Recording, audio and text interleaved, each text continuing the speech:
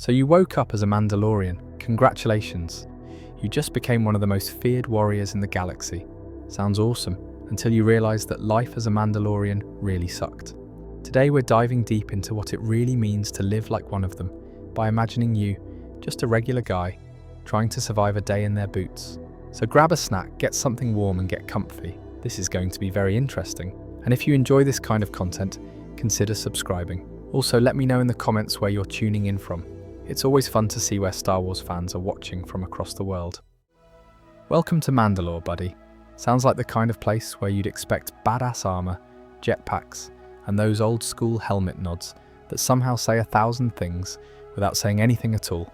And yeah, all that's true. But let's take a step back before the helmets, before the wars, and all the civil collapse and the Empire blasting everything into dust. Let's talk about the place itself. Mandalore, the planet. So picture this. Once upon a time, Mandalore wasn't the grey dust ball you see in hollows. It was actually kind of beautiful. It had forests, oceans, massive open plains. The kind of place that made you want to stretch out and breathe deep. Yeah, that version of Mandalore doesn't get much screen time anymore. But it was real. Way back before things went south. The Mandalorians, though, they kinda wrecked it. Not on purpose. Well, okay, maybe a little on purpose, but when your whole culture is built around war, honor, and proving you're tougher than the next guy, let's just say land preservation isn't at the top of the list. These people fought so many wars that the planet itself tapped out. The forests burned, the oceans dried up, and the air, not exactly fresh and pine-scented by the end of it.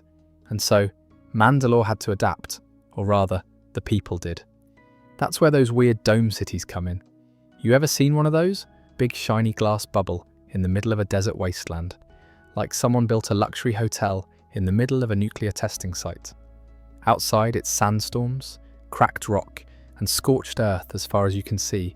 Inside, smooth marble floors, high arches, floating platforms, almost like they were trying to pretend the world wasn't completely wrecked. And to be fair, the Mandalorians did pretend, real hard. You'd walk through Sundari and see all this structure and tradition, but underneath it, there was always this weird tension. Like, everyone knew they were just keeping the lights on. The planet had already given up. It was like living in a high-end apartment complex, while the whole neighborhood outside is falling apart. You can have polished floors and fancy council meetings, but if you step outside without a helmet, you're coughing up desert for a week. They chose to stay. I mean, imagine your planet turns into a burning sandbox because your ancestors wouldn't stop punching each other over honor codes and fancy armor designs. And you still hang around like, yeah, this is home. That's the Mandalorian way. Pride runs so deep in those people, you couldn't pull them off Mandalore with a Star Destroyer. That stubbornness, it's kind of impressive. Most people would have packed up and moved to a nice mid-rim planet with working plumbing and grass. But no, not the Mandos.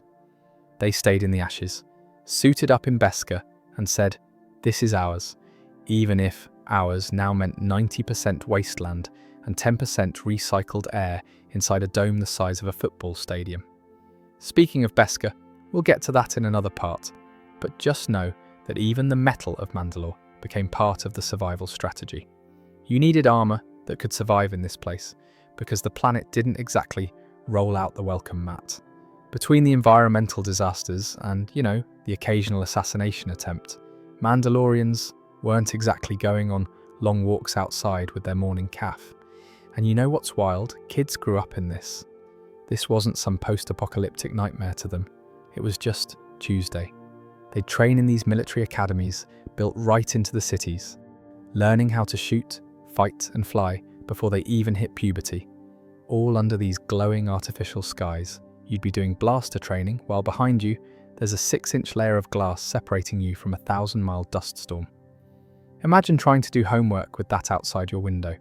And it wasn't just Sundari, there were other cities too, but all of them had this same vibe, this weird split between honor and survival.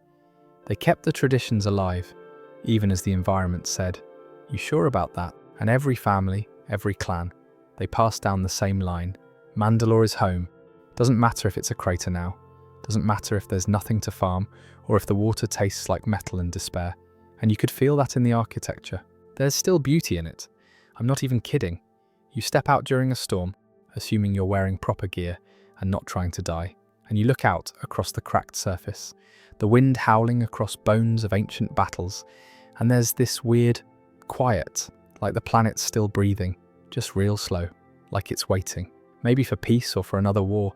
On Mandalore, those two things start to sound the same after a while. Outside the domes, that's not just random wasteland, that's old Mandalorian territory. Long before they started building shiny glass cities, there were fortresses out there, entire strongholds carved into cliffs, war camps scattered across the plains, old ruins where you could almost hear the sound of vibroblades clashing if the wind hit just right. Some of that stuff is still buried out there, half swallowed by sandstorms, just waiting for some unlucky fool to fall through the ground and land in a basement full of rusted armor and booby traps. And people do go out there, usually treasure hunters, wannabe warriors, or those hardcore Death Watch guys trying to prove something. Most of them don't come back, and the ones that do, they never shut up about how spiritual it felt. Like, bro, you fell into a hole and saw a helmet. Calm down. Even in ruin, Mandalore kind of holds this weird pull. Like, no matter how far gone it is, there's always this feeling that it's not done yet. And let's talk about the wildlife. Well, wildlife is a bit generous. There's not a ton left after centuries of wars, bombs, and orbital strikes. Most of the cute creatures pieced out a long time ago. What's left are the ones too mean or too stubborn to die. You've got giant shriek-hawks that'll dive bomb you for looking at their cliff wrong, sand beasts that burrow under the ground and just wait for a footstep. Oh, and the mythosaur. You've probably heard about it. Big, ancient, probably extinct. The Mandalorians used to ride those things, apparently. Yeah, I don't know how either. Like, what's the onboarding process for that? The skull, the icon, the tattoos, it's all a tribute to something that once ruled the surface, back when the world wasn't on life support. And it's kind of funny. The Mandalorians always talk about strength, legacy, survival. But look around the planet long enough and you start seeing the opposite. Things that didn't survive. Whole cities, forgotten clans, battlefields so old no one remembers who even won. It's like a graveyard that just kept getting reused. The soil's probably 20% blaster residue and 80% regret. But Mandalorians? They don't flinch. They don't do that maybe we should move thing. Nah, they just build over it. They mine through it, literally. Deep under the surface, there are old mines where they dug out Beskar, that ultra-rare, lightsaber-proof metal they're obsessed with. It's not just armor material to them. It's sacred, like the planet's final gift, or maybe its apology for turning into an oven. But here's the twist. Those mines dried up too, or they got too dangerous. Some say there's still Beskar down there, but it's buried so deep and cursed by so much death that even Mandalorians think twice, which, let's be real, is saying something. These people would probably jump into lava if someone told them honor was on the other side. And yeah, there's lava too. That's not a joke. Some parts of the planet, especially way out in the Badlands, have these old volcanic scars. You can see black glass spread across the rocks, like the planet itself tried to wipe the slate clean and gave up halfway through. Add that to the list of reasons not to take a vacation here. What's wild is that even after everything, after the planet practically folded in on itself, people still fought over it. The Empire rolled in and didn't even blink. They saw the domes, the ruins, the dying planet, and still thought, yeah, let's conquer this place. Maybe it was for the Beskar. Maybe it was just because Mandalorians don't like being told what to do, and that makes them a permanent target. Either way, this planet never really got a break. That's Mandalore, not a paradise, not some noble cradle of culture. A broken, blasted rock with a lot of attitude and a people too proud to leave. And somehow, that made it sacred. Even after the Empire glassed it, literally glass-bombed it, and turned huge swaths of the surface into shiny wastelands where nothing could grow. Even then, Mandalorians still swore they'd rebuild, and some of them did, or tried to. You'll find clans out there now, wondering what's left, digging through rubble, teaching their kids how to survive off nothing, repeating the same old lessons about honor and strength and standing your ground, even when the ground is, scientifically speaking, completely fried. So yeah, welcome to Mandalore. It used to be alive, it used to be green, and now it's a high-stakes survival challenge with ancient bones buried under the sand. It sucks, but it's home, and for a Mandalorian, that's reason enough to stay. Alright, so let's say you're born on Mandalore. First of all, sorry man, you basically open your eyes, and the first thing you see is grey dust and someone handing your parents a small helmet they'll expect you to grow into. From the moment you're breathing, you're in it. You're part of a clan. Doesn't matter which one. Could be some big-name family like Vizla or Ren. Could be some offshoot clan with 5 members and a beat-up gunship that barely flies. Either way, you're not you first, you're part of them. You carry that name whether you like it or not, and from day one, everyone around you treats that like it means something. And being a Mandalorian kid? Yeah, it's not playtime and colouring books. There's no childhood phase. You start hearing about war and honour before you can even pronounce those words. You grow up listening to people around you brag about which of their relatives fought a Jedi and lived, or how their cousin got their first scar in training when they were 4. That's normal conversation. You don't go to school to learn math and history. You go to training halls, open dirt yards, and firing ranges. You get handed a practice blade way before you know how to hold it properly. There's no maybe they're not ready talk. If you can walk, you can learn to fight. The grown-ups around you, they aren't babying you, they're drilling you, correcting your stance and telling you not to cry when you fall. You get used to being yelled at, not in a mean way, just matter of fact. Everything's training, everything's preparation. Your whole childhood is like one long boot camp, except nobody tells you when it ends. You're supposed to just become tough enough that one day they stop correcting you, and that's how you know you're doing it right. Now, every clan handles it differently. Some raise you directly. Big clan houses, lots of family around, older kids teaching younger ones. Others? They drop you into group training as soon as you're old enough to walk straight. Doesn't mean they don't care about you. It's just not that kind of culture. You grow up learning that love and care means someone teaching you how to survive, not tucking you in, not reading you bedtime stories. It's your mentor staying up late to fix your broken gear because you didn't tighten your gauntlet straps properly. That's affection here, and if you were expecting hugs and "I'm proud of you" speeches, you're in the wrong system. Around here, respect is earned with skill. You do well in drills, you get a nod. That's a big deal. That nod might be the Mandalorian equivalent of a standing ovation. By the time you're 5 or 6, you've already had more bruises than birthdays. You know how to strip a blaster down, blindfolded, and your idea of play is usually something that ends with someone getting elbowed in the ribs. You don't flinch at loud noises. You don't run from a fight. You learn fast that pain is temporary, but disappointing your clan? Yeah, that sticks with you longer. And then there's the armor, the iconic stuff. You don't get it yet, but you know it's coming. You look up at the adults, and all you see are helmets. Blank visors watching your every move. You start to wonder, what do they even look like under there? But asking, that's kind of weird. You learn real quick that the helmet's more than just a helmet. It's an identity, and one day you'll get yours, but only if you earn it. You hear phrases like, "This is the way," all the time. At first you don't totally get what it means. You just repeat it because everyone else does. But little by little, it starts making sense. It's about rules, tradition, and about keeping the clan alive, even when everything else is falling apart. You grow up believing that your job, your purpose, is to become strong enough to carry your people forward. You're not encouraged to be curious. You're encouraged to be capable. Fix your own gear.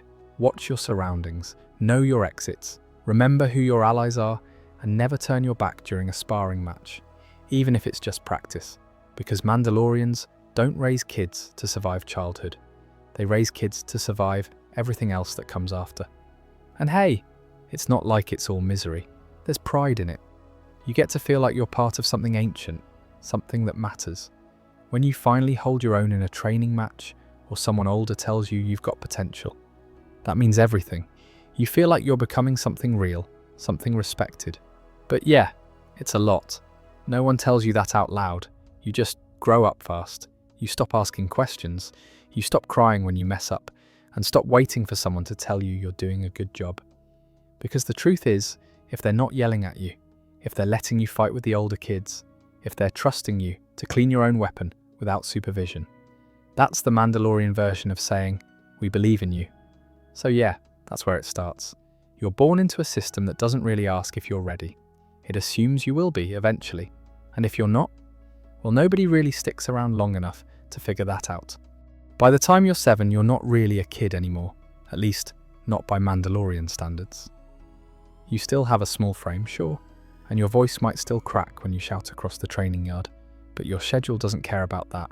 It treats you like a miniature adult with mandatory weapons handling and way too many drills. Let's start with your mornings. They're early, like the sun isn't even up yet early. You don't wake up to birdsong. You wake up to the sound of someone slamming the butt of a blaster rifle against a wall. You've got exactly 30 seconds to roll out of your bunk, get dressed, and report to formation. And if you're late, nobody screams. That'd be too easy. They just look at you with that visor stare, cold, silent judgment, and that's worse. After that comes physical conditioning. You get paired off with whoever's closest in size, and you go until someone gets knocked on their back. And that someone is usually you, at least in the beginning. But you get better. Breakfast comes next, if you want to call it that. It's more like fuel, something grey or beige and full of protein. You're usually too tired to care. You just shovel it down while someone gives a lesson on battlefield formations or clan history. There's no one subject at a time here. They cram everything in at once. It's like war school, and gym class had a baby and forgot to include recess. Then come the drills. These are full contact, weapon-based, sweat until you smell like metal exercises, blasters on stun, training blades with dull edges, real pain and real bruises. You're expected to memorize tactics, formations, shield angles, not in theory, but on your feet, while someone's trying to knock you over. Armor training kicks in not long after. It starts small, basic chest plates, forearm guards, nothing too heavy yet, but you've got to get used to the weight, the balance, the feel of it against your skin. You learn how to move in it without tripping over yourself, how to fix a damaged piece mid-combat, how to put it on without needing help, because in a real fight, no one's going to buckle your boots for you. And the first time you actually get to wear a full set of practice armor, not Beskar, but something heavy and clunky enough to simulate it, you feel like you're finally getting somewhere, like maybe you're becoming a real Mandalorian, until you try to sprint in it and faceplant on the third step. Which happens a lot. Your instructors, they're patient, in a very tough love kind of way. They don't coddle, they don't sugarcoat. If you screw something up, they tell you. If you cry about it, they tell you to get over it. But when you finally get something right, when your blaster groupings tighten up, or you land a takedown clean, you might get a single nod. That nod will power you for a week.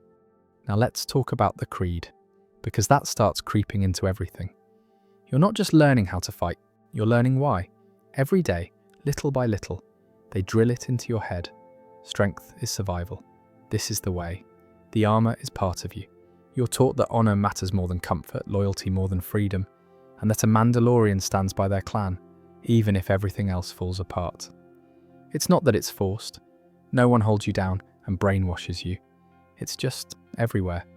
It's in the way people talk, the way they train you, and the way you hear the same phrases repeated until they stop sounding like lessons and start sounding like truth. You believe it because it becomes the air you breathe. Free time? Yeah, that's rare. And when you do get it, it's not like you go play ball in the street. You and the other kids usually just keep training on your own, because the line between off time and on time is blurry here. You don't want to fall behind. Nobody wants to be the weak link. And sometimes it gets to you. You might sneak off for a few minutes to sit on a rooftop and stare at the horizon, just trying to remember what it's like to not be in fight or flight mode. But someone always finds you. And instead of yelling, they just say, "You done? Let's go." And you get up. Because that's what you do. By the time you're 10, you've probably already been through a dozen training scenarios where the stakes felt real. You've taken apart and reassembled a blaster in under a minute. You've slept in your armor. You've memorized clan lineages, battle formations, field repairs, and emergency med patches. You've fought kids older than you and held your ground. Barely, maybe, but still. You've also messed up. You've gotten knocked out. You've bled. You've cried where no one could see. But every time you got back up, that counted more than the win. That's the day-to-day. That's what it's like growing up as a Mandalorian kid. You don't wait for the war. You become the weapon. And by the time someone your age on another planet is learning to ride a bike, you're learning how to take apart a jetpack before it explodes. So now you're a teenager, or whatever the Mandalorian version of a teenager is. Nobody's handing out a birthday cake or saying, "Congrats, you're growing up." You just wake up one day and realize that the instructors don't go easy on you anymore. The hits come harder. The expectations higher. There's no more good effort. There's only you did it or you didn't. And at this point, you're not training just to learn anymore. You're training to prove something. This is the stretch where the culture really shows its teeth. Because the physical stuff, the sparring, the drills, the armor exercises, you've been doing that since you were basically still chewing on ration bars. But now it's about mentality, focus, discipline and endurance. You start hearing phrases like emotions are a weakness and pain is information way more often. You're expected to think like a warrior, move like one and carry yourself like one, even when no one's watching. And yeah, people start watching more. They're watching to see if you're ready for what you may ask, for the trial, for the rite of passage, for that moment when you either become a full Mandalorian or you don't. There's no one-size-fits-all ceremony. It depends on your clan. Some send you into the wild alone with nothing but a blade and a tracker. Others throw you into a live combat zone under the watch of a veteran and see if you can keep up. Some groups, they're old school. They still send you out to hunt a creature that could actually kill you. Which is great, because nothing builds confidence like being chased by something with more teeth than sense. And the weird part is, no one gives you a checklist.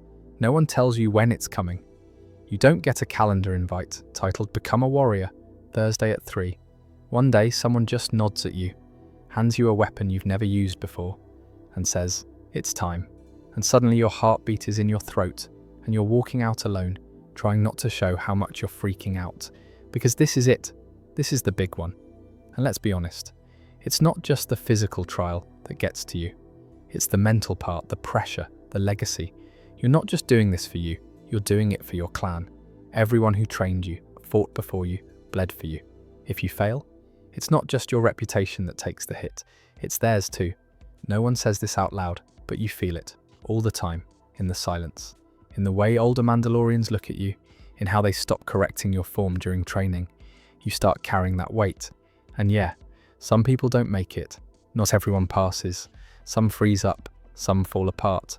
Some survive the trial, but come back different, like a piece of them didn't make it back. And you don't really talk about those ones. You just notice they stop showing up to group training, or they get assigned to some backwater outpost, or they just vanish into the armor and never speak much again. But if you do pass, that's when things shift.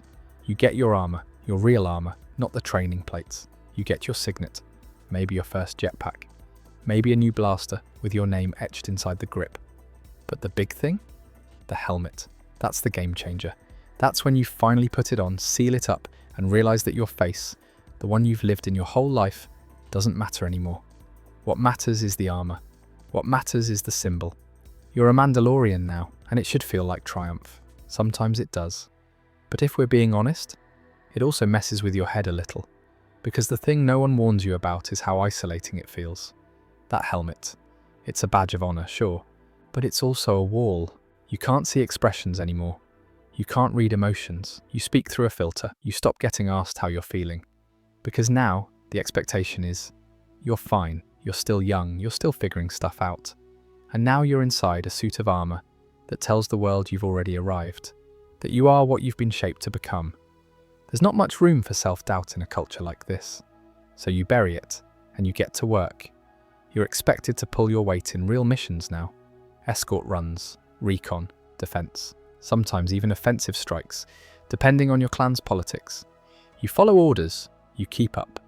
You learn fast that being one of them isn't the end of the road. It's just a new starting line, with more pressure, higher expectations, and fewer excuses. But despite all of it, there's pride. You look around and realize you're part of something that's survived longer than most empires. You're living a life built on legacy, and whether you like it or not, you're in it now. There's no going back, there's just the way. So here you are, full armor, full creed and full respect, or at least enough respect that people don't bark at you for forgetting which end of a blaster to hold. You've done your training, you've proven yourself, and now you're finally in the circle. But here's the thing, being Mandalorian doesn't mean you're just one of the people. It means you're part of a clan, and that's everything. You've got your armor, yeah, but right next to that little dent above your left gauntlet, you've also got a sigil. That's your clan. That little marking, that's a full resume, a political alignment, and a grudge map all rolled into one. The second someone sees it, they already know more about you than you'd probably like. And growing up, you probably didn't think much about it. Clan was family, simple as that. They raised you, trained you, fought with you, and smacked you in the back of the helmet when you got too cocky. If they were rough on you, it was because they expected more. And when someone outside the clan even looked at you the wrong way, yeah, suddenly the whole squad was in your corner, so you trust them. Of course you do. Clan comes before everything else. That's what they drilled into your head since you were old enough to hold a training blade. Doesn't matter what other Mandalorians think of you, or how messed up the galaxy is. Your clan has your back, until it doesn't. Because eventually, you start seeing cracks. You start noticing that every time two clans are in the same room, there's tension. Some of it's quiet, like that polite silence with too much eye contact. Other times, it's louder. There's always something going on behind the scenes. Who used to control this territory, who got snubbed in that ancient alliance, and whose ancestor betrayed who, during some battle you've never heard of, but are apparently now personally responsible for. And here's the problem. Everyone remembers everything, even stuff that happened centuries ago. It's like the Mandalorians collectively decided that grudges are heirlooms. You'll be on a recon mission with another group, and suddenly your clanmate drops a casual, "Watch your back, that lot's known for leaving people behind." And you're like, wait, what? When was that? Doesn't matter, it happened. The funny part? The other clan's probably saying the same thing about you, because no matter how many times the planet gets glassed, no matter how many empires try to wipe you all out, the infighting never stops. You'd think after everything, people would learn. But nope, slap a bunch of stubborn warriors in armor and tell them they all have to share the same war stories and blaster ammo, and someone's going to start swinging eventually. Sometimes the hate's fresh, like recent. A bad negotiation, an insult at a war council. Someone accidentally blew up someone else's outpost. Other times two clans have hated each other for 400 years and no one remembers why, but let's keep it going, out of tradition. And if you're caught in the middle, tough luck. Because once the leadership starts pulling the strings, the rest of you follow. Doesn't matter how many shared missions you've been on, or how many times you've fought beside someone from another clan. If your elders say, "We're done with them," then ties cut overnight. You could literally have grown up training beside someone, eating rations out of the same crate, covering each other's backs during training. And suddenly, they're just one of them. And you're not supposed to talk anymore. Welcome to Mandalorian clan politics. And it doesn't stop at social stuff either. It bleeds into everything. Trade, weapons, transport lanes, even armor upgrades. You want to swap parts with someone from another clan? Better make sure your leaders haven't blacklisted them first. Otherwise, congratulations, you just caused a diplomatic incident over a wrist gauntlet. The thing is, Mandalorians talk about unity a lot. They'll tell you, we are one tribe or we stand together. But this is a straight up bullshit in one or another way. You'll hear all those lines about solidarity and brotherhood and the way being stronger than division. But when it comes down to it, the clans move like packs of wolves, close, loyal, protective, and fully ready to rip each other's throats out if food runs low or someone strays into the wrong patch of land. And if you're sitting there thinking, okay, but don't they all follow the same creed? Yeah, they do, in theory. But the creed has wiggle room. Some clans interpret it differently. Some are stricter, some more relaxed. Some wear helmets 24/7, others only during combat. One clan might teach that honor is earned through duels, another might say it's about defending the weak. And the moment those philosophies clash, now you've got an ideological Cold War in the middle of a shared supply depot. And none of this is new. This isn't some modern problem. Clan conflict is baked into Mandalorian history like a weird ingredient no one can remove from the recipe. Half the reason Mandalore has crater-shaped cities and glassed-over wastelands is because the clans couldn't stop trying to out-tough each other. They'd unite for about 5 minutes, take down a shared enemy, then immediately start fighting over who gets credit for the win. You learn pretty quickly that being family in Mandalorian culture doesn't mean hugs and matching outfits. It means loyalty, with conditions. It means you stick together until politics, pride, or history tells you not to. So let's talk about civil wars. If you're wondering how Mandalore, this legendary warrior planet, ended up repeatedly torn apart and half ruined, you don't have to look far. A big chunk of it comes down to Mandalorians fighting Mandalorians, over pride, history, ideology, and sometimes just plain stubbornness. That's a story as old as Mandalore itself. Now, one of the more interesting chapters in this endless cycle starts in a way you might not expect, with peace. The kind where you go from blaster fights and honor duels to sitting in polished council chambers, debating political reforms and the future of your society.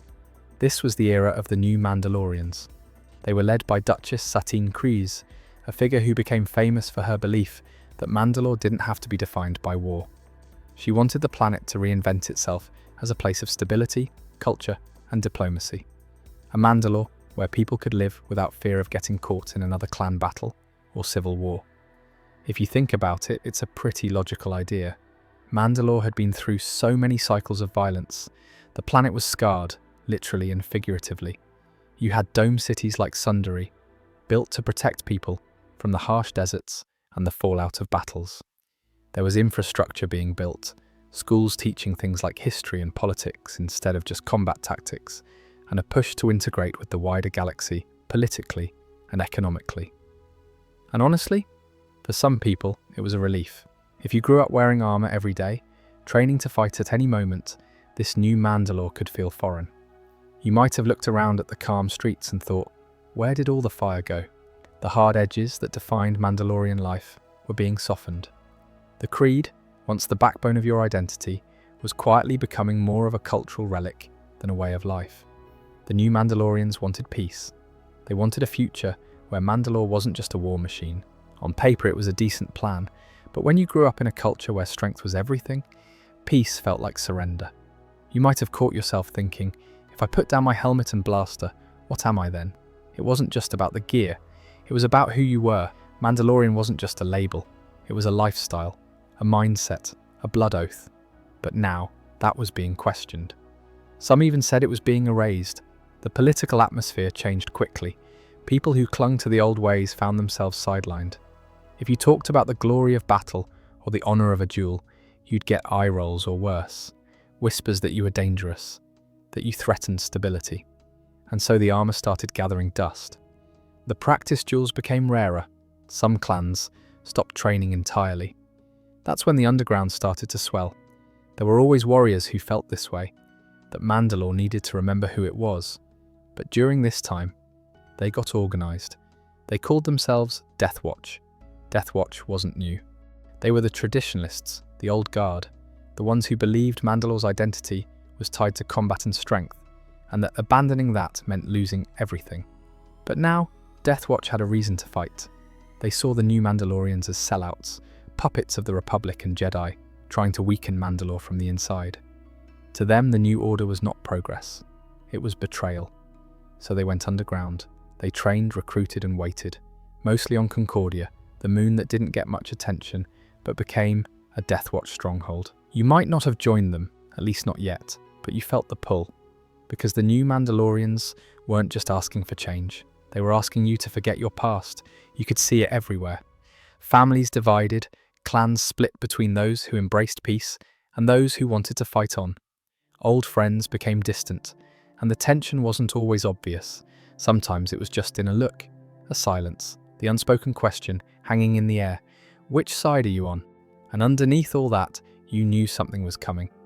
Because when you try to change a culture that's been built on fighting for centuries, you don't just get peace, you get resistance. You get fights beneath the surface, simmering anger, and eventually it boils over. This was the calm before the storm, the quiet before the explosions. So yeah, peace didn't fail because it was a bad idea. It failed because no one wanted to admit how much had been broken already and how much they still needed to fight for. And when Death Watch made their move, Mandalore was already split down the middle. Death Watch did it in classic Mandalorian style, direct, unapologetic, and with zero patience for the new peace-loving crowd. You remember how the new Mandalorians thought they could change everything with speeches and politics? Well, Death Watch thought that was a joke. At first, Death Watch focused on small but effective tactics: sabotage missions, cutting supply lines, targeted strikes against key government locations. They weren't trying to burn the whole place down immediately, just enough to shake the foundations of the new order and show they were still a force to reckon with. But as time went on, things escalated fast. Clans that felt left behind by the new Mandalorians started siding with Death Watch. Some were old-school traditionalists who wanted the warrior code back in full force. Others were opportunists, sensing power shifts and wanting to bet on the side that looked like it might win. The tension wasn't just between Death Watch and the new Mandalorians. It spread everywhere. Clans fractured internally, families split apart over loyalties, and once loyal friends found themselves on opposite sides of a brewing conflict. You might have known people who changed camps overnight, or who disappeared without warning. The real problem was that Mandalorians don't do subtle politics well. When it comes to conflict, it tends to turn loud and bloody, fast. So what started with sabotage and strikes quickly grew into outright battles. Sundari, the shining dome city and political heart of Mandalore, became a war zone. Streets that once echoed with speeches and diplomacy now heard blaster fire and explosions. Neighborhoods turned into fortresses, and checkpoints popped up everywhere. For you, living through this meant constantly shifting between survival and loyalty. You couldn't trust someone just because they wore Mandalorian armor. You had to know which clan they belonged to, what grudges they held, and who had the upper hand at any moment. And even within Death Watch, things weren't simple. The group wasn't a single unified force. Different leaders pushed different agendas. Some wanted to topple the new Mandalorians by force immediately. Others believed in first gaining political power, then changing the planet from the inside. Disagreements led to internal conflicts, rivalries, and power struggles. That kind of infighting only added fuel to an already burning fire. Meanwhile, the galaxy was watching. The Republic, which had been supportive of Satine's peaceful government, started to grow concerned. The Jedi Council debated how, or if, to get involved. Some Jedi saw the new Mandalorians as allies worth protecting. Others warned that Mandalorian civil wars were a distraction that could spill over and cause bigger problems. When things spilled out of control, the Republic couldn't stay neutral forever. They sent envoys, troops, even Jedi peacekeepers to try and stabilize the situation. But you know how that goes. Outsiders trying to mediate a fight between Mandalorians usually end up caught in the crossfire. And that made things worse. As the fighting intensified, you saw the toll on everyone. Families torn apart, cities wrecked, lives lost. Not to mention the long-term damage to Mandalorian culture. The idea of a united Mandalore felt more distant than ever. For someone like you caught in the middle, it was a constant struggle to figure out where you belonged. You might have started out loyal to the new Mandalorians, hoping peace would hold. But seeing Death Watch's passion, their fight to reclaim what they believed Mandalore truly was, could make you question everything. The creed itself became a battleground. Which interpretation was the real one? Who had the right to claim the title of true Mandalorian? There was no easy answer. No one agreed. And so, the cycle continued. The planet fractured once again. Brother fighting brother. Clans fighting clans with no end in sight. It's exhausting just thinking about it. But that's Mandalore, a place where strength and loyalty mean everything, but sometimes get twisted until they tear people apart. So yeah, Death Watch arrived, and the Civil War kicked off all over again. So now let's talk about Satine Kryze. She's one of these figures in Mandalorian history who doesn't fit the warrior usual mold. If you imagine Mandalore and think armor, battle blasters, Satine is the curveball. The Duchess who wanted something else for her people. She was born into one of Mandalore's powerful clans, the Kryze family, a clan known for leadership and influence, but also for a history deeply tied to Mandalorian tradition. From the start, Satine was groomed to lead, but unlike many of her peers, she didn't want to lead with a blaster in hand or by rallying troops for war. Instead, she dreamed of peace, a real peace, not just a pause between fights. Her vision wasn't some naive hope that conflict would magically disappear. She understood the warrior legacy of Mandalore better than most, but she also saw that endless fighting had left the planet scarred. The deserts were still hot, with the embers of old wars. The dome cities were built to shield people from what the surface had become. She wanted a Mandalore where families could grow up safe, where culture and diplomacy mattered as much as combat skill. Now, this put her in a tricky spot. To most Mandalorians, peace sounded like giving up, like trading in your armor for a robe. The creed, the warrior code, was part of what defined them, and Satine's message went against the grain. She faced skepticism, resistance, even outright hostility from clans who saw her as a threat to their way of life. But Satine had something that not all leaders get: patience and conviction. She wasn't about shouting the loudest or forcing change overnight. She worked politically, building alliances within Mandalore's fractured clans, but also reaching out to the Republic and the Jedi Order. She believed Mandalore could become a respected member of the galaxy by embracing diplomacy and culture, not constant war. And this is where her relationship with our big boy, Obi-Wan Kenobi, comes in. You've probably heard about this. Obi-Wan the Jedi and Satine the Duchess had a complicated history. It was something deeper and more conflicted. Obi-Wan was raised to follow the Jedi Code, no attachments and no personal ties. But with Satine, he struggled. He respected her strength and her ideals, even if they clashed with his duty. Satine was someone who dared to hope for peace in a violent world, and Obi-Wan was someone who knew how difficult that was to hold on to. Their bond showed a side of Mandalorian politics and culture that's rarely talked about.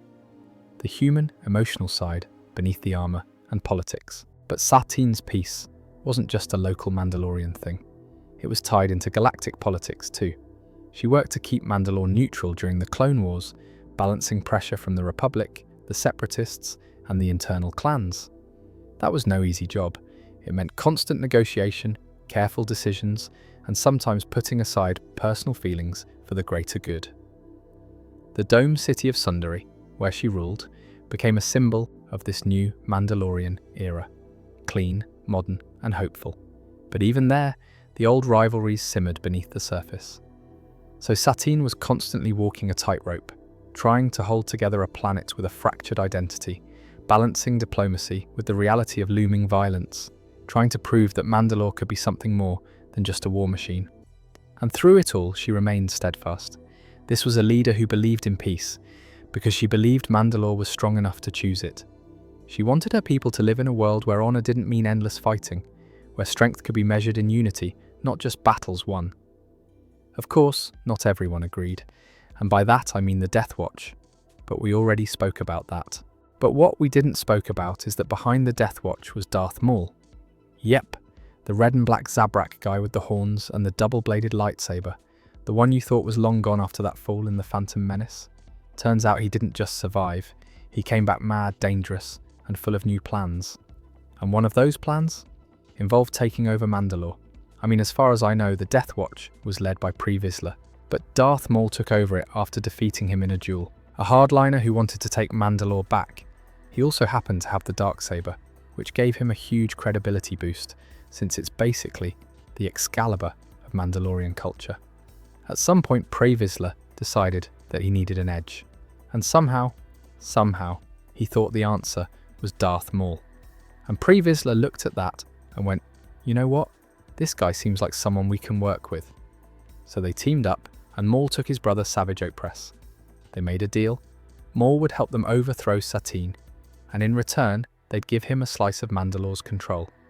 The plan was to stage a fake crime wave using Maul's underworld contacts, make it look like Satine had lost control, then swoop in as heroes and save the day.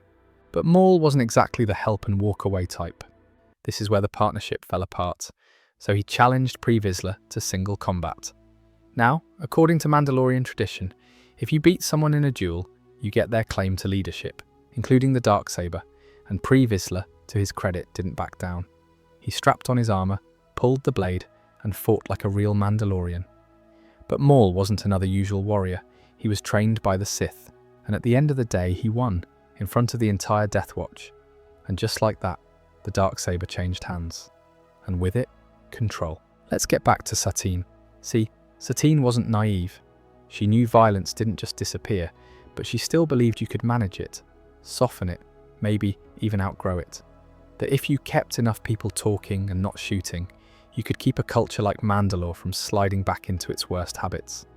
The problem is, the old ways don't die easy, especially not on a planet that practically breathes in war. So what happens? Maul shows up, dragged in by Death Watch of all people, and everything Satine had tried to hold together gets flipped on its head overnight. He wasn't some political opponent or rival leader. He didn't care about Mandalore.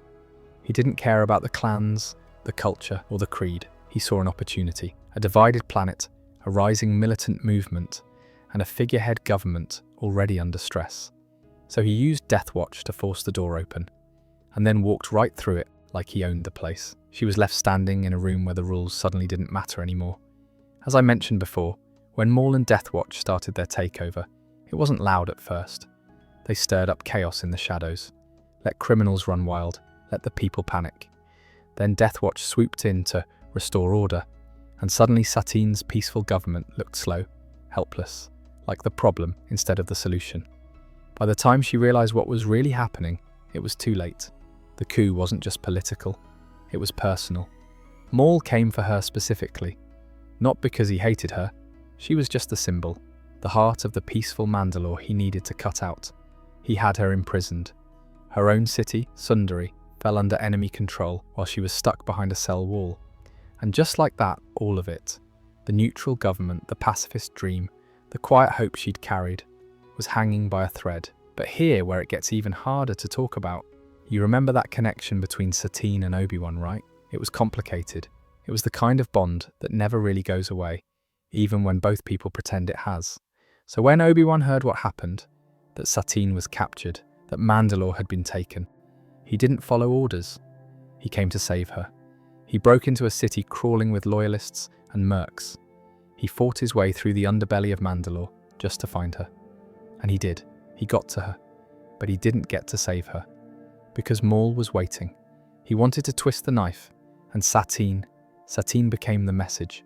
Maul murdered her, right there, in front of Obi-Wan, in cold blood, just to make a point. He told Obi-Wan, "Now you feel what I've felt." Revenge, that's all it was. Pure, sharp-edged revenge. And she paid the price for it. That moment wasn't the end of Satine's life. It was the final nail in the coffin for everything she tried to build.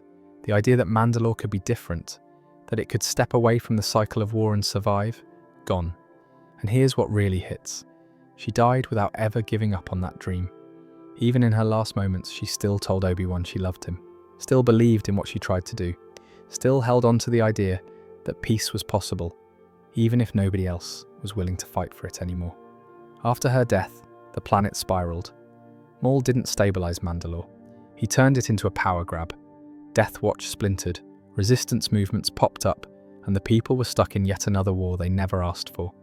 And yet, Satine mattered. You still hear her name. You still see what she tried to do, echoed in people like her sister Bo-Katan, who didn't always agree with her, but eventually understood what she stood for. Satine wasn't forgotten, not by Obi-Wan, not by Mandalore, not by the ones who still think, maybe, just maybe, there's another way to live besides choking on war every generation. Her peace didn't last, but it wasn't pointless. It proved Mandalorians weren't only warriors, that there was something else there, something worth fighting for. And maybe, someday, someone will get it right. Alright, so here's where things get extra messy.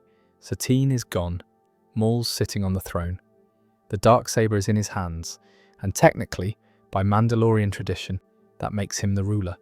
The entire planet is in lockdown, the government's been tossed in a ditch, and the people are either afraid to speak or too confused to know what side they're even on anymore. And in the middle of all that, Bo-Katan Kryze, Satine's little sister. Now, Bo wasn't some neutral bystander in all this. She was never on Team Peace. She wasn't hanging banners for Satine or handing out pamphlets on pacifism. When this all started, Bo-Katan was Death Watch through and through.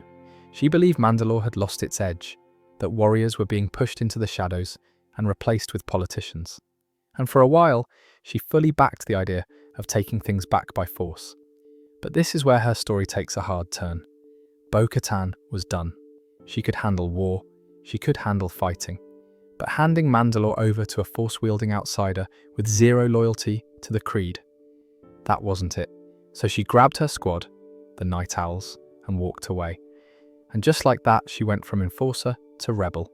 Problem was, walking away didn't magically fix anything. Maul still had the throne. Sundari was under control. The people were afraid to resist. They'd already lost one ruler, and now they had criminals running the streets under the Shadow Collective banner. You couldn't even step outside without wondering if you'd be watched, followed, or worse. So what did Bo do? She started small, quiet. She wasn't trying to raise an army overnight. She was trying to build a resistance, the old-fashioned way. One conversation at a time. She reached out to old allies, old clans, people who still remembered what it meant to be Mandalorian, beyond just fighting and bloodshed. She wasn't trying to copy Satine. She wasn't suddenly turning into a pacifist. But she understood now that there had to be something more than just swinging blades and chasing power. And a lot of people listened. Not everyone, sure. Some were too afraid, some were loyal to Maul, and some just didn't want to get involved anymore. But clan by clan, house by house, Bo-Katan built something, a little spark in the shadows. And it wasn't just warriors.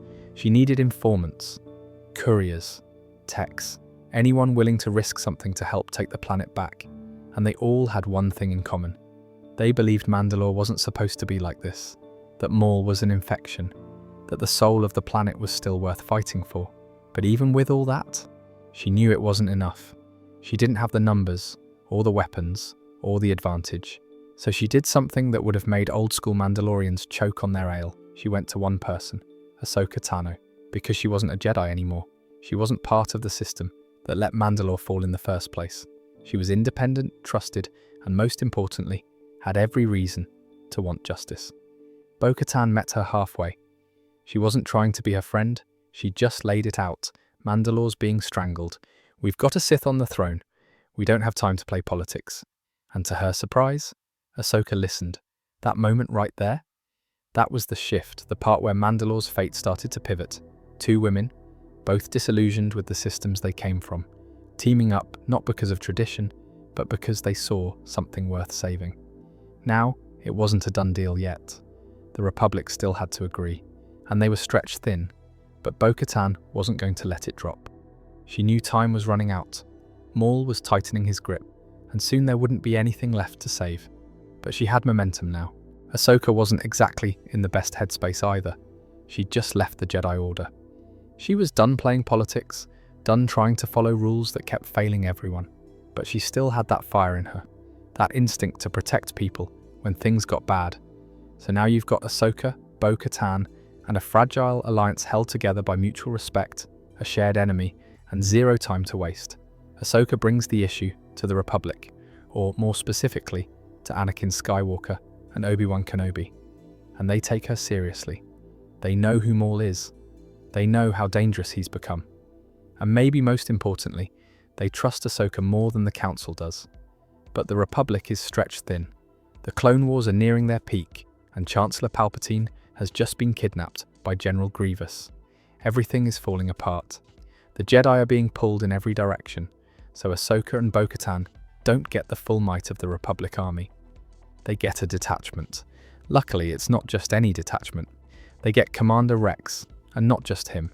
A whole crew of loyal clones, soldiers who fought alongside Ahsoka and would follow her anywhere. It's not a massive army, but it's enough to stage a real assault. And with Bo-Katan's intel, her local support, and Ahsoka's tactical brain, they actually stand a chance. The plan? A full-on siege. Get boots on the ground in Sundari, push through Maul's defences, and either capture him or drive him off the planet for good. The window is tight. They know this has to be quick and decisive. If the Republic collapses mid-operation, they're screwed. If Maul escapes, they're screwed. If anything goes wrong, well, you get the picture. And of course, Maul sees it coming. He's not stupid. He's been building his power for a while now. He's got loyal Mandalorian warriors, the ones who stayed with him after the Vizla duel. He's got the Shadow Collective. He's got control of the capital and enough fear to keep the streets quiet. But what he doesn't expect is how well coordinated the attack is. Bo-Katan leads her troops from the front. She's not some figurehead yelling from the back. She's kicking indoors, clearing buildings, and moving like someone who's got everything riding on this. Ahsoka drops into the fight like she never left the Order. She doesn't even have her old lightsabers. Anakin gave her new ones. And she's cutting through Maul's forces with this calm focus that feels earned, not showy. The battle's intense. It's tight corridors, flying jetpacks, and close-quarter fights in Sundari's tunnels and plazas. Clone troopers fight side by side with Mandalorians, and all of it is leading to one goal: get to Maul. When they finally corner him, it's Ahsoka who faces him alone. And what's crazy is, Maul doesn't just attack, he tries to warn her. He tells her something's coming, a new power. He knows what Palpatine's about to do. He can feel the end of the Republic just over the horizon, and he offers her a choice. Team up, stop what's coming. But Ahsoka doesn't trust him. How could she? This is the guy who took over Mandalore, murdered Satine. and turned half the galaxy's criminal underworld into his personal playground. So she turns him down, and they fight. And it's not just a flashy lightsaber duel, it's two people caught between dying systems, both trying to make something right in their own way. Ahsoka wants to save Mandalore, Maul wants to survive what's coming, and both of them know they're just small pieces in a much bigger game. But Ahsoka wins, she captures him, and for a minute it feels like Mandalore might have a shot again. Bo-Katan's still standing, the people are shaken but free, the puppet government is gone, and Maul, the chaos engine who threw it all off balance, is finally out of the picture. But here's the thing no one sees coming. Order 66 is about to hit. Right as Ahsoka's leaving with Maul in custody, the clones, the same ones who fought beside her, get the call. Kill all Jedi, and just like that, everything unravels.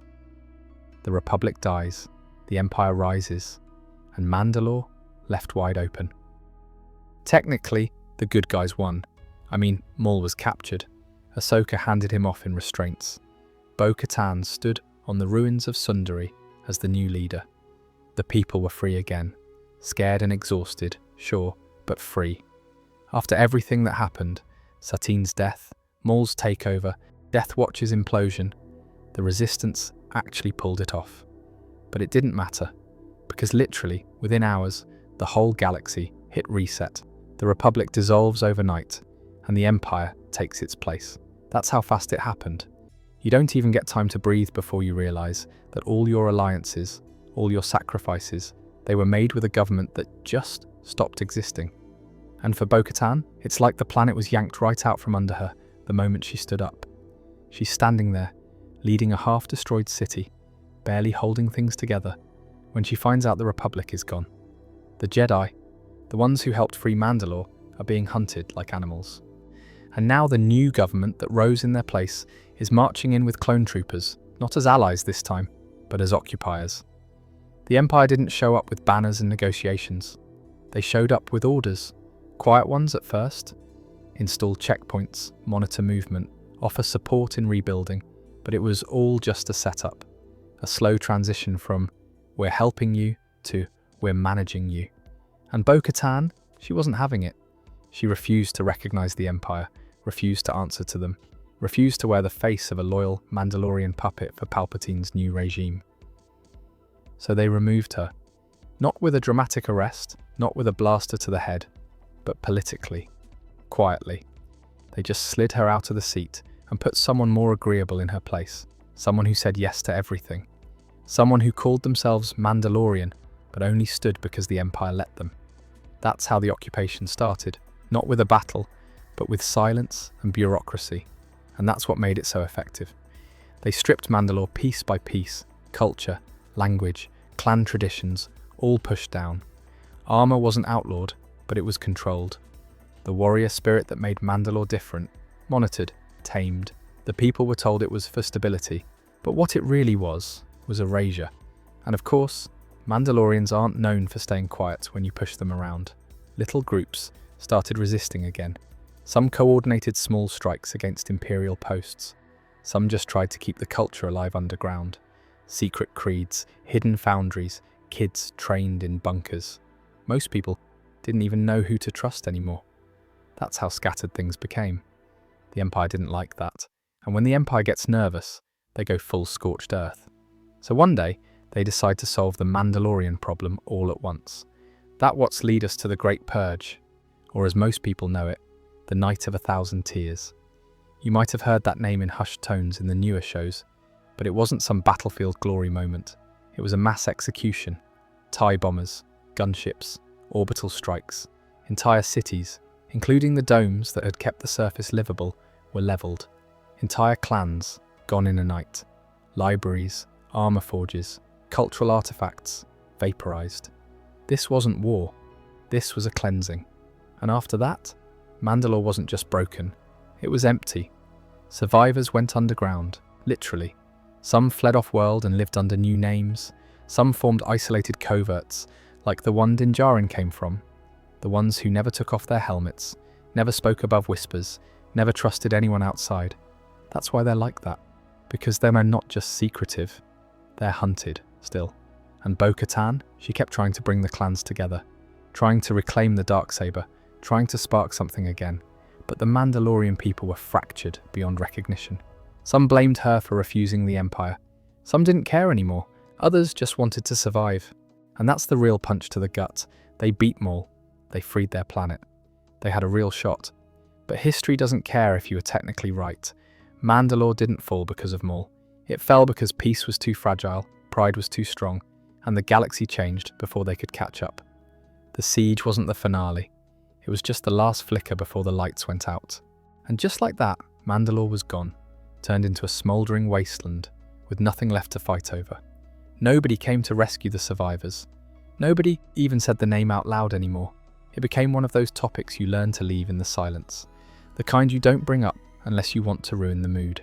Now, you're in your 20s, bouncing from one dark hole in the outer rim to the next, living out of coverted tunnels and forgotten mines, ducking the Empire back when they were still a thing, and now dodging whatever warlord or bounty hunter thinks they have a score to settle.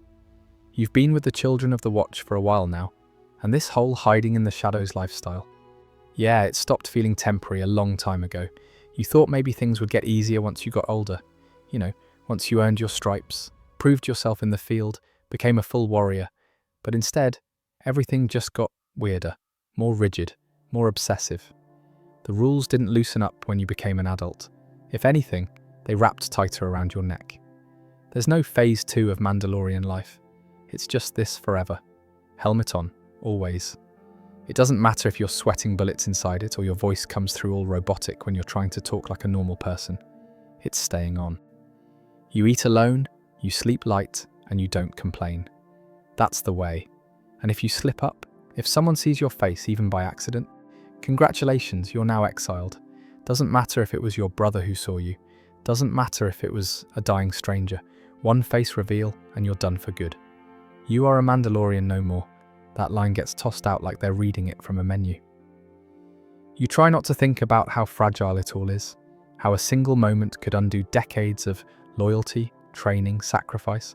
That kind of thinking isn't productive, and in a covert this small, you really don't want to be the guy who starts sounding like a philosopher. And let's be real, the covert isn't exactly booming these days. A couple veterans, a few younger fighters, and a handful of folks who barely speak unless it's about repairs or rations. It's not the Mandalorian army, it's not even a clan. It's more like a rotating group project where everyone's just barely pretending they know what they're doing. The armourer still runs things, not officially, but let's not kid ourselves. What she says goes. She's the reason the covert holds together at all. Her forge is the closest thing you've got to a town hall.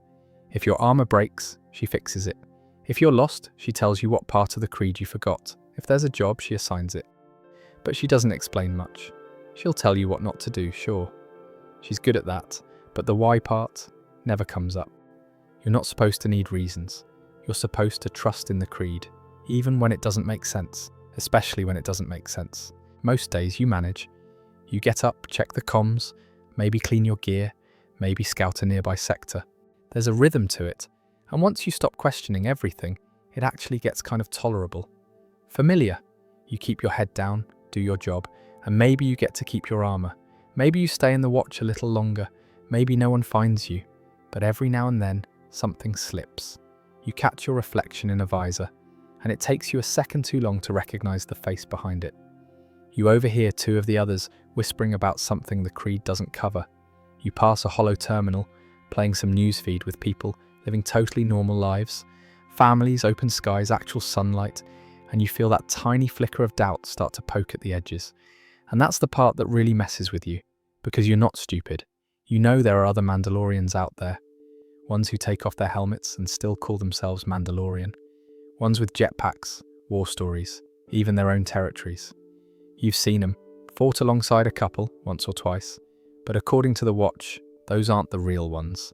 They're apostates, heretics, people who lost the way. The thing is, they seemed pretty real to you. They fought like Mandalorians, talked like Mandalorians. They just didn't seem afraid all the time.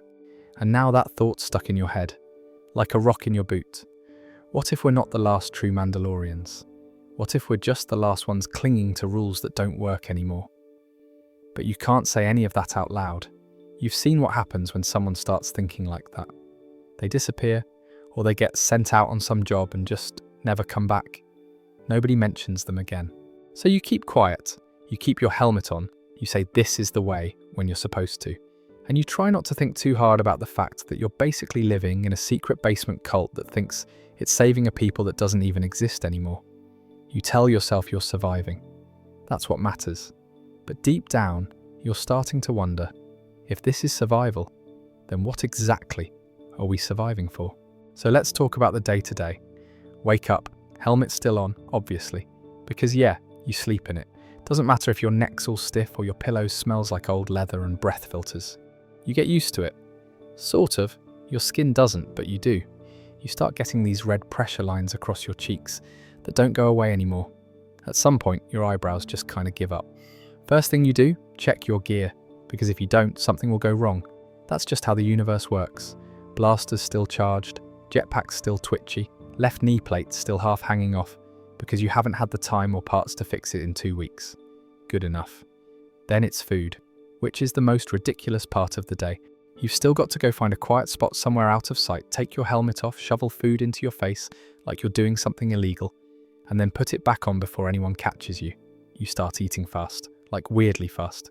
You could win contests, if those were a thing. The moment you smell calf brewing somewhere, your brain goes into panic mode like, where's a corner I can crouch in? How long do I have?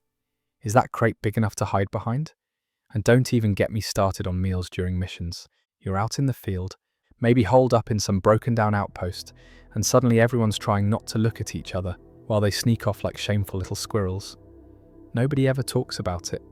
Like not once. It's just understood. Eating is a private shame now. Congratulations. Then there's the jobs. Most of them are basic. Escort this, guard that. Rough up some pirate who owes the wrong person money. You just take the job, do it clean, and hope it buys the covert a few more weeks of supplies and a lower profile. Sometimes you team up with others from the Watch. That's where things get interesting, because Mandalorians don't exactly do chit-chat. Every conversation is either about a target, a mission detail, or the way. And when someone does try to talk about something normal, like, hey, do you remember what fresh air smells like? It just hangs in the air like a glitch in the Matrix. You can't see anyone's face. You can kind of guess at tone if you know them well enough. But it's all filtered through static and metallic echo. Everyone sounds like they're talking through a bucket. You get real good at reading body language, tilts of the head, slight posture shifts, those tiny hand movements that mean I'm annoyed but still pretending to follow orders. You start realizing that being a Mandalorian in the Watch isn't just about survival or skill or honor. It's about pretending. A lot of pretending. Pretending you're fine with isolation. Pretending you don't miss your name. Pretending the rules make sense. And pretending that the helmet isn't slowly driving you completely insane. And it's not just you. You catch it in the little things. Like how everyone stops whatever they're doing the second the armorer speaks, because they're afraid to breathe wrong around her. Or how people avoid certain topics, like what happened to that guy who asked too many questions, or how long this covert's actually been here, or who's really in charge. The armorer will sometimes say things like, when Mandalore is reborn, and the whole room just kind of freezes. Nobody asks how that's supposed to happen. You just nod like you believe it, then go back to filing a blaster magazine with half-melted rounds because you're out of credits again. You know what it reminds you of? Group projects in school where everyone thinks someone else knows what's going on, but nobody does. You're all just hoping someone will eventually say, okay, here's the real plan. But that never happens. Not in the Watch, even the Creed. You'd think you'd have it memorized by now. But no, every time someone quotes a new line, you're like, wait, was that in there? Since when? Half the rules feel made up on the spot, but you still follow them, because that's what keeps the whole fragile thing from collapsing. So yeah, the routine becomes your reality. Taking orders from a person you've never seen blink, holding on to a culture that might not even exist anymore. You don't know what Mandalore really was. You just know what they say it was. And you're too far in to start asking now. So instead, you check your gear again. You file another report and you follow the way. And maybe that's the part that stings the most. Not the rules and the helmets, but the loneliness. Let's talk about Din Djarin. Before people whispered his name like a warning, there was just a boy hiding in a hole in the ground, waiting for the end. Let's talk about Din Djarin. Before people whispered his name like a warning, there was just a boy hiding in a hole in the ground, waiting for the end. Din Djarin doesn't talk about it. The droids came, his home burned, and his parents died. Simple as that.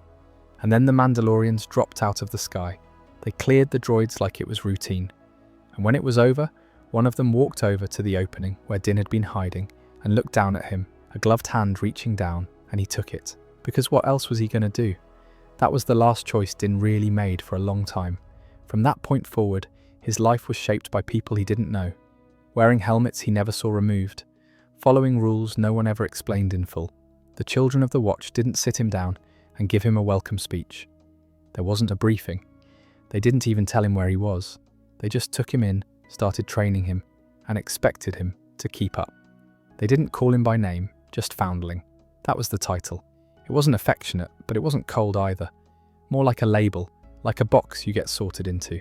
He didn't ask questions, because he was too scared to. Scared of being sent away. Scared of breaking a rule he didn't know existed. Scared of what came next if this whole thing didn't work out. So he adapted, fast. The rules came at him in pieces. You know, the helmet part that we spoke about, the face and don't speak unless spoken to. Don't question the creed. Don't break formation, don't stray. Everything was black and white. No grey areas. Grey made people nervous. They didn't explain the why behind anything. He'd ask sometimes, early on, why do we keep moving? Why can't I take it off when I sleep? Why can't we go back to Mandalore? But the adults would either ignore it or hit him with that stock phrase again and again. This is the way. It wasn't comforting. It was just a wall. Eventually, he stopped asking. He trained instead. Blasters, close combat, flight control, armor maintenance. He learned to fight before he learned to ask for help. And even when he failed, when he got tossed around in drills or messed up during a mission sim, no one coddled him. They just watched, silently, and waited to see if he'd get back up. That was the test. The covert was small, it changed over time. People came and went. Some died, some left, some were exiled, though they never called it that out loud. Just a quiet, uncomfortable disappearance, followed by more silence. The only constant was the armourer.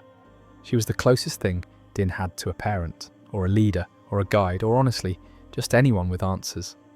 When Din earned his first real piece of armour, something that wasn't hand-me-down scrap, he didn't celebrate. No one cheered. The armourer just handed it over, nodded once, and turned back to the forge. He didn't even try it on right away. He just held it for a while, staring at his reflection in the metal. It felt heavy, like a responsibility more than a reward. That was what it meant to be Mandalorian in the Watch. You didn't smile about it, you didn't brag, you just carried the weight and kept walking. By the time Din was grown, he was already a ghost. Helmet always on, voice always measured, emotions packed away somewhere deep enough that even he couldn't find them anymore. He'd learned not to get attached to people, to places, even to ideas. The creed came first above everything else. It told you what to do when things didn't make sense, which for Din was most of the time. He didn't really believe he'd ever return to Mandalore. He didn't even know what returning meant, but the armourer said it was part of the way, so he said nothing, just kept taking jobs, kept collecting bounties, kept building his armour piece by piece. What's weird is, he was good at it, quiet and efficient, no nonsense. People feared him, respected him, and hired him. He didn't have to talk much, he just showed up, collected the target, got paid, and left. That was the job, that was the life. But no matter how many credits he earned, or how many new upgrades he added to his armour, or how many people he took down, something always felt off, like he was walking someone else's path, like he'd inherited a script, and just kept reading the lines, hoping they eventually led somewhere. He wouldn't have called it loneliness, not back then. That would have implied he was missing something. And how can you miss what you've never really had? But the truth was there. It was always there, behind the helmet. The ship was where he spent most of his time. The Razor Crest wasn't fancy, but it got the job done. He made repairs when things broke, kept tools organised, and always had backup fuel, because when you live like that, you don't rely on anyone else. If something goes wrong, it's your problem. If something breaks, you fix it. No help is coming. That mindset stuck with him, even outside the ship. It's not like he hated people. He just didn't know how to be around them. Most conversations were just business. Where's the target? How many credits? Is the bounty dead or alive? After that, there wasn't much to say. He wasn't rude, he just didn't see the point in talking more than necessary. Sometimes he'd run into other Mandalorians, but that was rare. When it happened, he was careful. Not all of them followed the creed like he did. Some took off their helmets, had names, families, even worked in groups that acted more like militias than hidden cults. He didn't judge them out loud. That wasn't his place, but he always kept his distance. That wasn't how he was raised. And deep down, he didn't know if they were wrong or if he was. So he just avoided the whole conversation. The armourer was still the only one he fully trusted. When he brought in Beskar, she'd forge it for him. When he had questions, she gave him answers. Short, straight to the point. He didn't need more than that. She reminded him why he kept going, why the creed mattered, why the life he was living wasn't empty, even if it started to feel that way. He didn't have a home. The covert wasn't permanent. The ship wasn't permanent. Even the jobs were temporary. The only thing that stuck was the code. And for a while, that felt like enough. But over time, cracks started showing. He'd finish a job, return to the crest, and just sit there for hours, not doing anything. Just him, the hum of the ship, and the kind of silence that didn't feel peaceful. He'd scroll through the next list of targets like he was reading names off a wall. None of it felt real, just more of the same. Every interaction was surface level. He'd land, grab supplies, maybe talk to a mechanic or a broker, then disappear again. The only real constants were his weapons and his armor, and those weren't things you could talk to. Not that he would have, anyway. What nobody saw, what he didn't even admit to himself, was how tired he was. Not from the work. That was easy. The exhausting part was pretending it didn't get to him. Pretending that he didn't care, that he'd never see another person's face again. That nobody would ever really know him. That his name, his thoughts, his opinions, none of that mattered.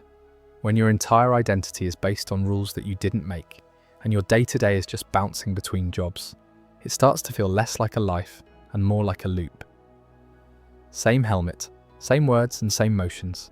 Every now and then, someone would ask him if he ever took time off, or where he came from, and he'd just give the usual short answer, shrug it off, keep moving.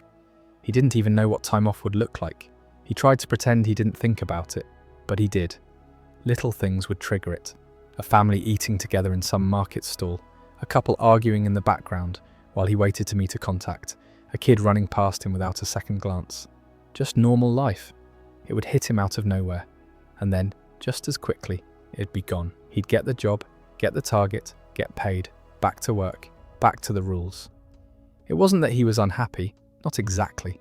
He just didn't know what happy would even feel like. The creed said he was doing the right thing. That being Mandalorian meant following the path, wearing the armor, never removing the helmet. So that's what he did. But if you asked him why it mattered, he wouldn't be able to give you a real answer. That's the part that snuck up on him. He knew what to do, he knew how to survive. But when it came to why, he had nothing. He'd been walking that line for so long, he didn't realize he wasn't going anywhere. Then Grogu showed up. At first, it was just another job, a bounty like any other. In fact, it was supposed to be one of the easier ones. Low resistance, high payout. Drop the asset off, forget about it. That was the plan. And it would have worked if the asset wasn't a tiny green creature with giant ears and wide eyes who kept looking at him like he wasn't just some armored ghost. Din didn't know what to do with that.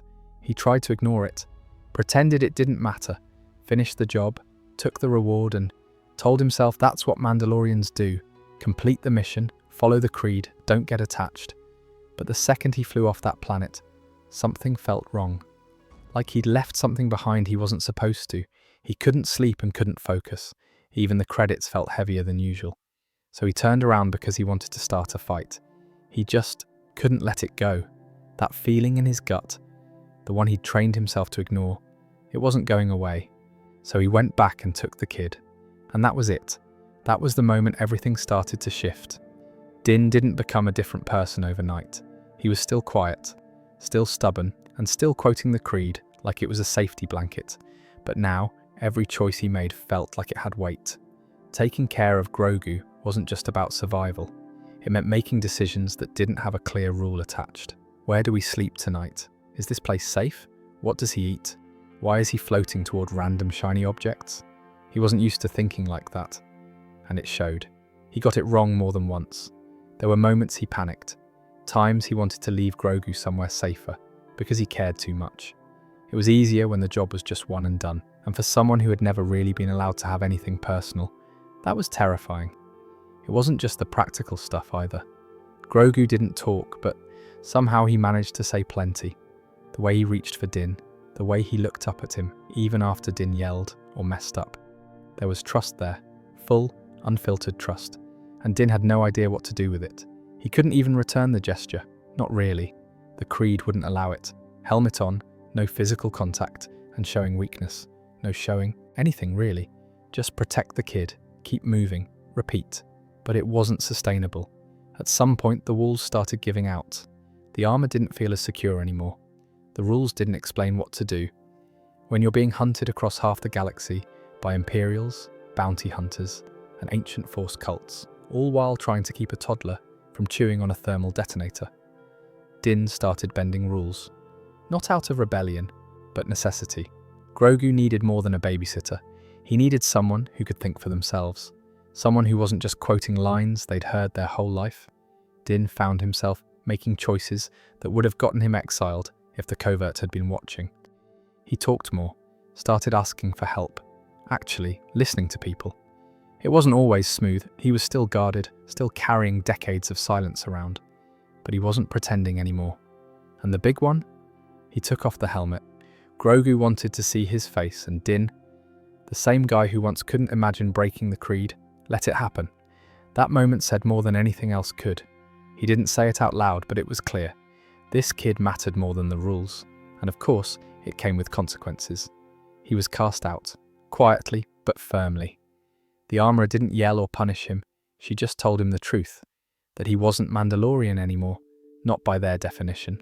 If he wanted back in, he'd have to go through some ancient cleansing ritual that probably didn't even exist. It stuck with him. Because for the first time, he wasn't sure who he was anymore. He wasn't part of the Watch. He wasn't part of the Jedi world either. He was just somewhere in the middle, walking alone again. Except this time, it felt different. He was choosing what kind of person he wanted to be, and that meant he couldn't hide behind armor forever. Being with Grogu broke the loop. It made him realize how much of his life had just been repetition, routine, obedience. Now things had stakes, real ones, and it forced him to grow in ways the creed never allowed. He was still Mandalorian, sure, but not the same kind, and maybe that's the point. Sometimes the path you're given isn't the one you're meant to follow forever. Sometimes it takes a tiny green chaos machine to show you that you don't have to keep walking alone. Alright, Jango Fett. If you hang out in Star Wars circles long enough, you'll eventually hear someone say, Jango Fett wasn't even a real Mandalorian. And every time, it's like someone dropped a thermal detonator in the middle of a nerd debate. Some guy with a mythosaur tattoo will immediately jump in with actually in Legends, and someone else will yell, but Almec said it in Clone Wars, and then nobody gets out alive. So let's take a step back and talk it through, like normal people. Jango Fett, you know him. Shiny silver armor, dual pistols. Basically, the cooler version of Boba, before Boba became cooler again. He's the guy all the clones are based on. Literally, the genetic template for the entire Grand Army of the Republic. That's kind of a big deal. But here's the weird thing. In canon, there's this politician from Mandalore named Almec, and he straight up says Jango wasn't Mandalorian, just a bounty hunter who stole the armor. And yeah, that does sound shady, but we're not going to just take the word of some sketchy bureaucrat with slick hair and a superiority complex. Let's actually look at where Jango came from. So first, his origin is kind of all over the place depending on what you're reading. If you're going with the old Legends timeline, which to be honest, still gives us a lot of context, even if it's not official anymore, Jango was actually born on a planet called Concord Dawn, which is part of Mandalorian space. That's already a decent start. Now, Concord Dawn isn't exactly a vacation spot. It's like if you took Tatooine, added more crime, fewer suns, and turned up the grumpiness level. Jango's family were farmers, just trying to survive. But here's where it gets rough. Some Death Watch thugs, the extremist Mandalorians who thought regular Mandos weren't violent enough, rolled in and wiped out his village. His parents were killed, and Jango barely escaped.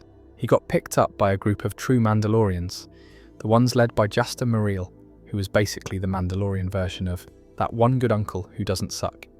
Jasta saw something in this kid, gave him a chance, trained him, raised him as one of their own. And Jango? He didn't just hang around in the background. He fought hard, became a warrior. Eventually, he even took over as the leader after Jasta died. Now, again, this is legend stuff, but it gives you a pretty solid idea of what kind of guy Jango was. He wasn't just some dude who found a helmet and went, "Cool, I'm Mandalorian now." He grew up with them, lived their life, fought their wars, buried their dead. That's about as Mando as it gets. But here's where things go sideways. Politics. So here we have all that story with Satine and Death Watch, which meant guys like Jango, not part of the new PR campaign.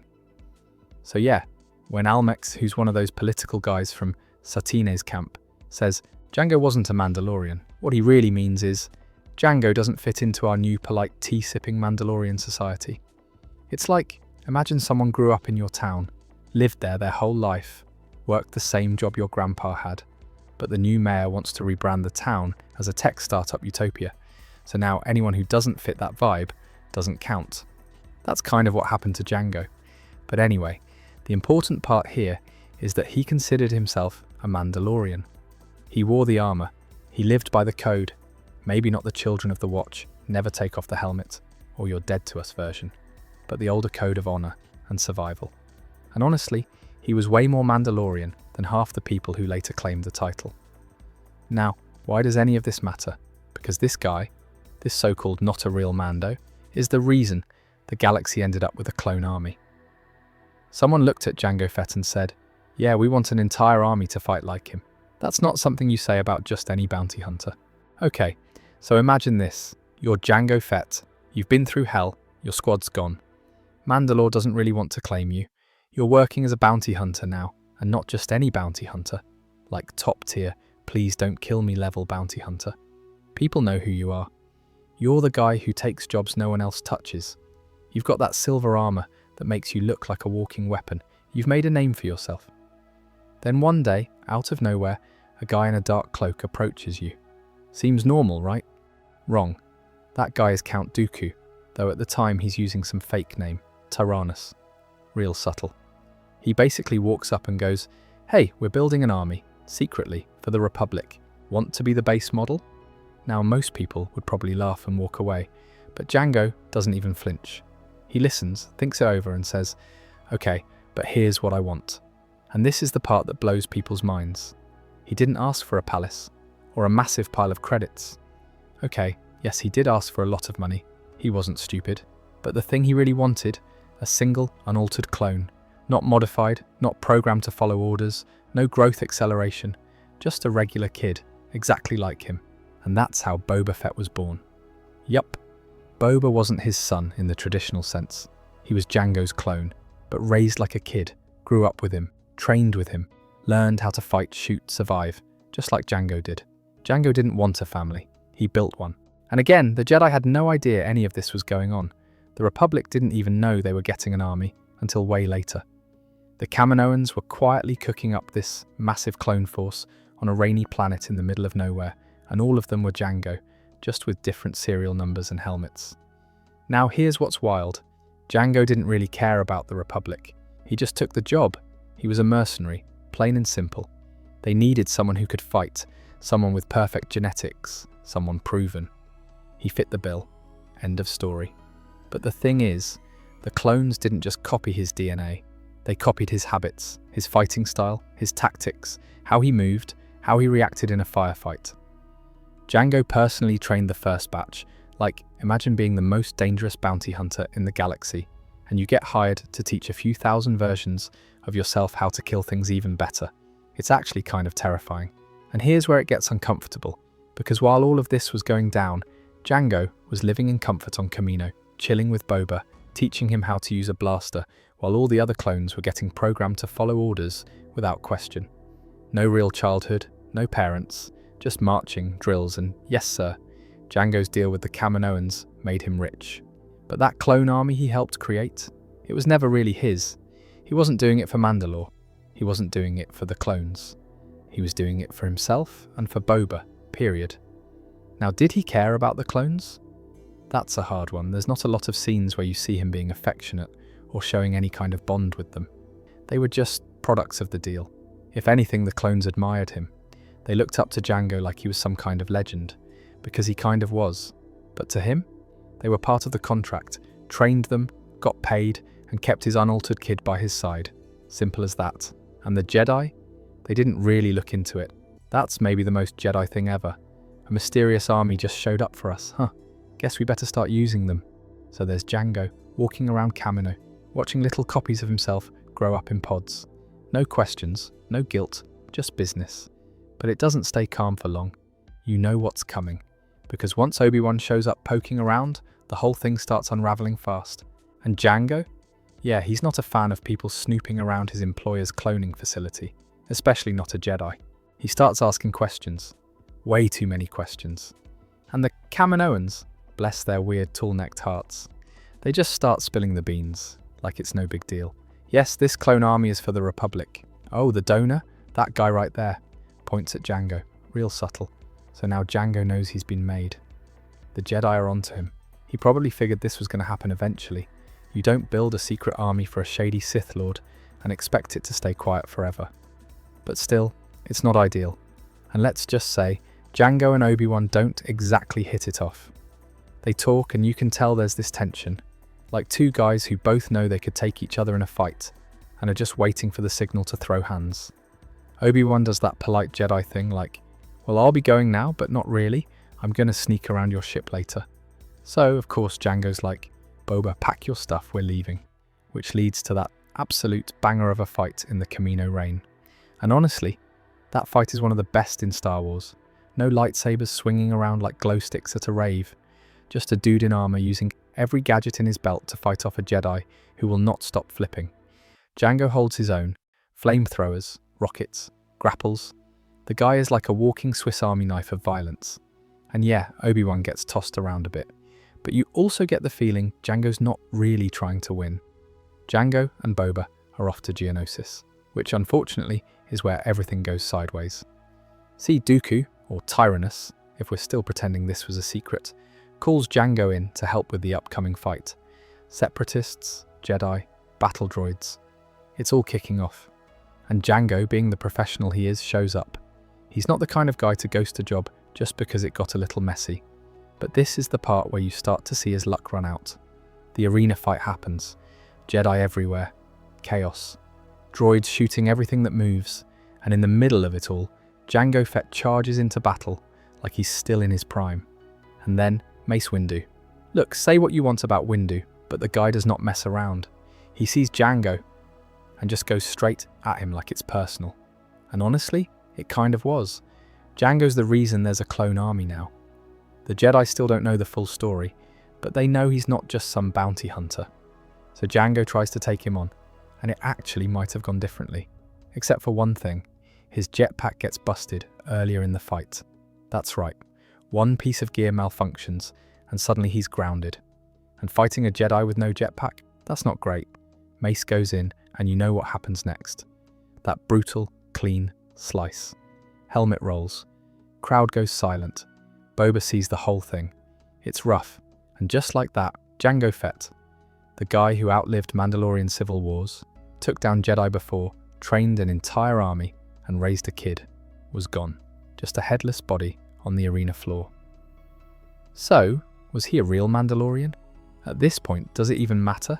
He wasn't part of the new pacifist government. He didn't chant the creed or keep his helmet on 24/7 like the Watch did later, but he lived by his own code.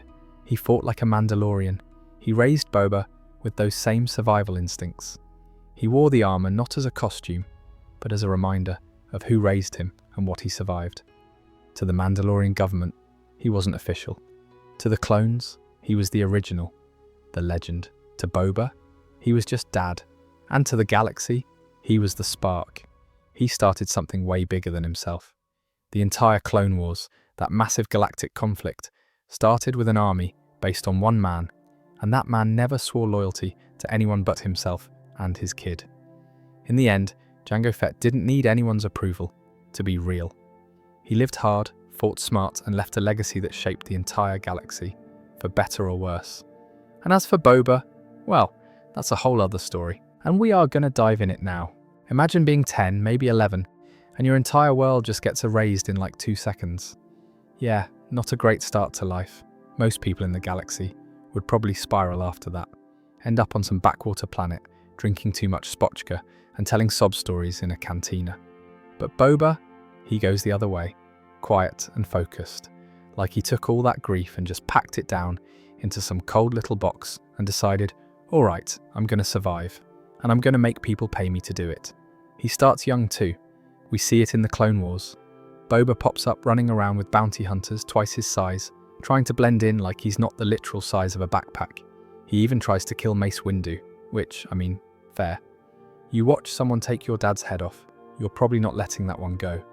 But even then, Boba's not some bloodthirsty psycho.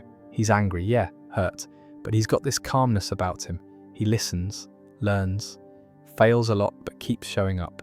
He's surrounded by these scumbag bounty hunters, and he figures out real fast who to trust, usually nobody, and how to stay alive. And the Mandalorian thing, that's the weird part. He wears the armor. Everyone recognizes it. Some people assume he's Mandalorian, just based on the look, but he doesn't go around shouting, "This is the way," or waving a mythosaur flag. He's not in any covert. He's not part of any clan. It's like he took the aesthetic, the tools, and the silence, but skipped the community, the rules, the creed. And really, can you blame him? His only connection to Mandalore was his dad, and after Jango died, there was no welcoming committee. No one reached out like, "Hey, your father was one of us, let's train you." Nothing. Boba was just left to figure it all out on his own. So he goes full freelance, does jobs, builds a name, and he gets feared. Not respected, feared. The kind of guy you hire when you want someone dead or gone, but you don't want to know how, and everyone's just fine with calling him a bounty hunter, even though he's operating way above the usual level. But the deeper part is this. Boba never really had a chance to be Mandalorian, even if he wanted to. There was no culture to grow into, no community, just a set of armor that used to belong to the only person who ever meant anything to him. So of course he wore it. It wasn't about tradition, it was about memory. That armor was his connection to Jango, his history, his protection, literally and emotionally, and he modified it over time. Gave it that more beaten up look, repainted it, probably cleaned out the head at some point, I'd hope, but it was never just gear for him. It was his father's armor. You don't throw that away. Fast forward a bit, and Boba starts building this legend, the best bounty hunter in the galaxy, the guy who caught Han Solo, the silent enforcer behind Jabba the Hutt. Everyone feared him, but nobody really knew him. He never took off the helmet in public, never gave interviews, he was a walking mystery. And then, Sarlacc. Big sandpit, sharp teeth. Boba flies in, screams a little, and disappears for like 5 years. Honestly, that should have been the end of him. Digesting slowly, armor and all. But nah, somehow this dude claws his way out, burns the place down from the inside, stumbles out like a half-dead scarecrow. And that's when everything starts to change. Because now, he's not just some scary guy in armor anymore. He's tired, he's older, he's walking around in robes and a gaffy stick like a desert monk. And the way he acts, it's different, more thoughtful. Still ruthless, sure, but less cold. He starts thinking about legacy, about what kind of man he wants to be, now that the galaxy's moved on without him. And for the first time ever, you see Boba Fett not as a weapon, but as a person. And that brings us to The Mandalorian, where Boba walks back into the spotlight, and the armor finally comes back into play. Because now the question isn't just, is Boba a Mandalorian? It's, does he even care if he is? He's not the guy he used to be. He's older, rougher, been through stuff. And even though he's still dangerous, there's something different about him now. Let's not forget. This dude literally got swallowed by a giant sandpit full of teeth. And most people assumed that was it. And here's the beautiful thing about Boba Fett. He doesn't care. He never cared. Boba doesn't spend a single second trying to justify himself. He doesn't flash some dusty Mandalorian ID card or start reciting verses from The Way. When people challenge him, he just looks at them like, you can either respect the armor or I can knock you out of it. It all comes to a head when he runs into Bo-Katan Kryze, who is basically Mandalorian royalty. So you know, she's serious about her culture. She sees Boba, hears his voice, which, remember, is the same voice as every single clone soldier who ever fought in the war. And she immediately goes, "You're not a Mandalorian, you're just a clone." And Boba, he doesn't even blink. He just responds in that perfectly calm, gravelly voice. "I never said I was." That right there is everything you need to know about Boba Fett. He's not here to join your clan. He doesn't want to sit at your table. He's not trying to be accepted by anyone. He's never once claimed to be Mandalorian in the traditional sense. What he has done is survive. He's worn the armor longer than half the people, debating whether he deserves it. And in a weird way, that kind of makes him more Mando than the ones following rules they don't even understand. Because think about it, what's Mandalorian culture really about at its core? Survival, identity, protecting, living by your own code. And that's exactly what Boba's been doing his whole life. He took the armor not as a costume, but as legacy. It belonged to his father, the one person who ever meant anything to him. The guy who raised him, trained him, and died in front of him. So Boba didn't wear that armor to pretend to be something he's not. He wore it to honor the only family he ever had. And while Bo-Katan is out here with her ancient symbols and planet politics, Boba's out there making moves. Quietly, effectively, no speeches, just action. Whether it's helping Din Djarin rescue Grogu, or taking down an entire ship of stormtroopers with knee rockets and a blunt stick, he's not showing off. He's getting things done. Then we get to the book of Boba Fett, which is where things get interesting. Boba goes from bounty hunter to crime boss. Not because he wants power or status or riches, he just doesn't want to work for idiots anymore. He's spent his entire life cleaning up messes for the worst people in the galaxy. Hutts, Imperials, slavers, scumbags, and now he's done. So he takes Jabba's throne, builds his own little crew, not with elite warriors or Mandalorian house members, but with outcasts, the leftover Gamorreans, the cyberpunk street kids, Fennec Shand, who's just as tired of being used as he is. It's not a clan, it's not a house. It's a weird little found family, and honestly, it works. And even though he's sitting on a throne, Boba doesn't act like a king. He still walks the streets, still talks to people directly, still fights his own battles when he has to. He's not wearing armor to impress anyone anymore. He's wearing it because it's part of who he is. That's the thing. Boba never needed permission to be Mandalorian. The people who say he's not, they're still caught up in rules. Boba left those behind a long time ago. He doesn't follow the way, he follows his way. And yeah, it's messier. It's not clean. He's made mistakes, but it's real. By the end of his arc, whether people accept him or not, it doesn't matter. Because Boba Fett already knows who he is. So was he a Mandalorian? Maybe not by blood, not by creed, not by clan, but by armor, legacy, survival. And the fact that he lived by his own code in a galaxy full of cowards? Yeah, he was Mandalorian enough. And honestly, maybe more Mandalorian than most. Alright, let's talk about the Darksaber. It's this black-bladed lightsaber that shows up every now and then in Star Wars, usually when Mandalorians are going through a very bad time. Looks cool, sounds cooler. It's got that deep crackling sound, the jagged edge, the weird glow that doesn't quite behave like a regular saber. Everyone sees it and thinks, whoa, that's got to mean something. And yeah, it does, but not in a good way. The Darksaber is technically one of the most important objects in Mandalorian history, but the more you look at how it's been used, passed down, stolen, fought over, you start realizing it's kind of a disaster magnet. It's supposed to represent unity and leadership, but every time someone picks it up, it just breaks everything more. So where did this thing even come from? Let's rewind way back to Tara Vizla, the guy who made it. He was a Mandalorian, but not just any Mandalorian. He was also a Jedi. Yeah, that's already wild. You don't normally see Mandalorian and Jedi in the same sentence unless someone's on fire. Tara lived during the Old Republic, thousands of years ago. He was the first Mandalorian kid ever accepted into the Jedi Order. And somehow, instead of making a regular lightsaber like everyone else, he forged this thing, a saber that's more like a Mandalorian blade than a Jedi weapon. It's shorter, more aggressive, designed like something you'd use in a brawl instead of a fancy duel. So he becomes this legend, Mandalorian Jedi, warrior of both worlds. People respected him, but then he dies like people tend to do. And the Jedi put his Darksaber in their fancy Jedi temple as a museum piece, a trophy basically. Fast forward a bit, and the Mandalorians, shocker, aren't cool with that. So members of House Vizla, they saw it as rightfully theirs. It was forged by one of their own, and in Mandalorian culture, weapons aren't just tools, they're family heirlooms. You don't leave Grandpa's sword in someone else's vault, and from that moment on, the Darksaber becomes something more than just a weapon. Now it's a symbol.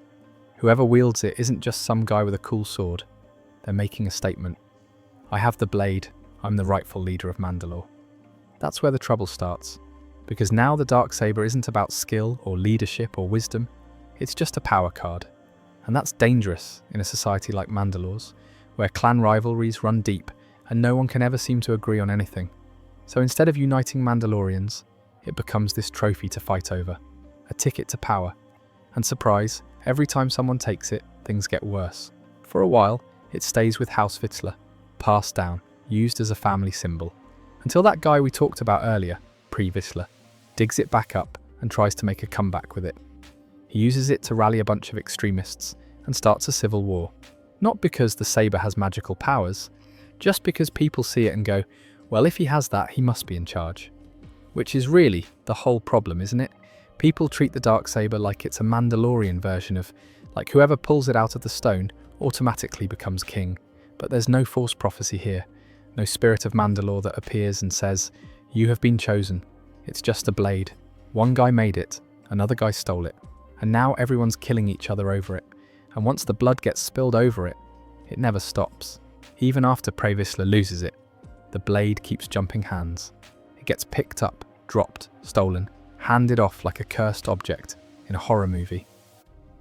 Everyone thinks they can use it to fix Mandalore, but somehow it always ends up breaking whoever's holding it. Because let's be real, the saber doesn't come with instructions.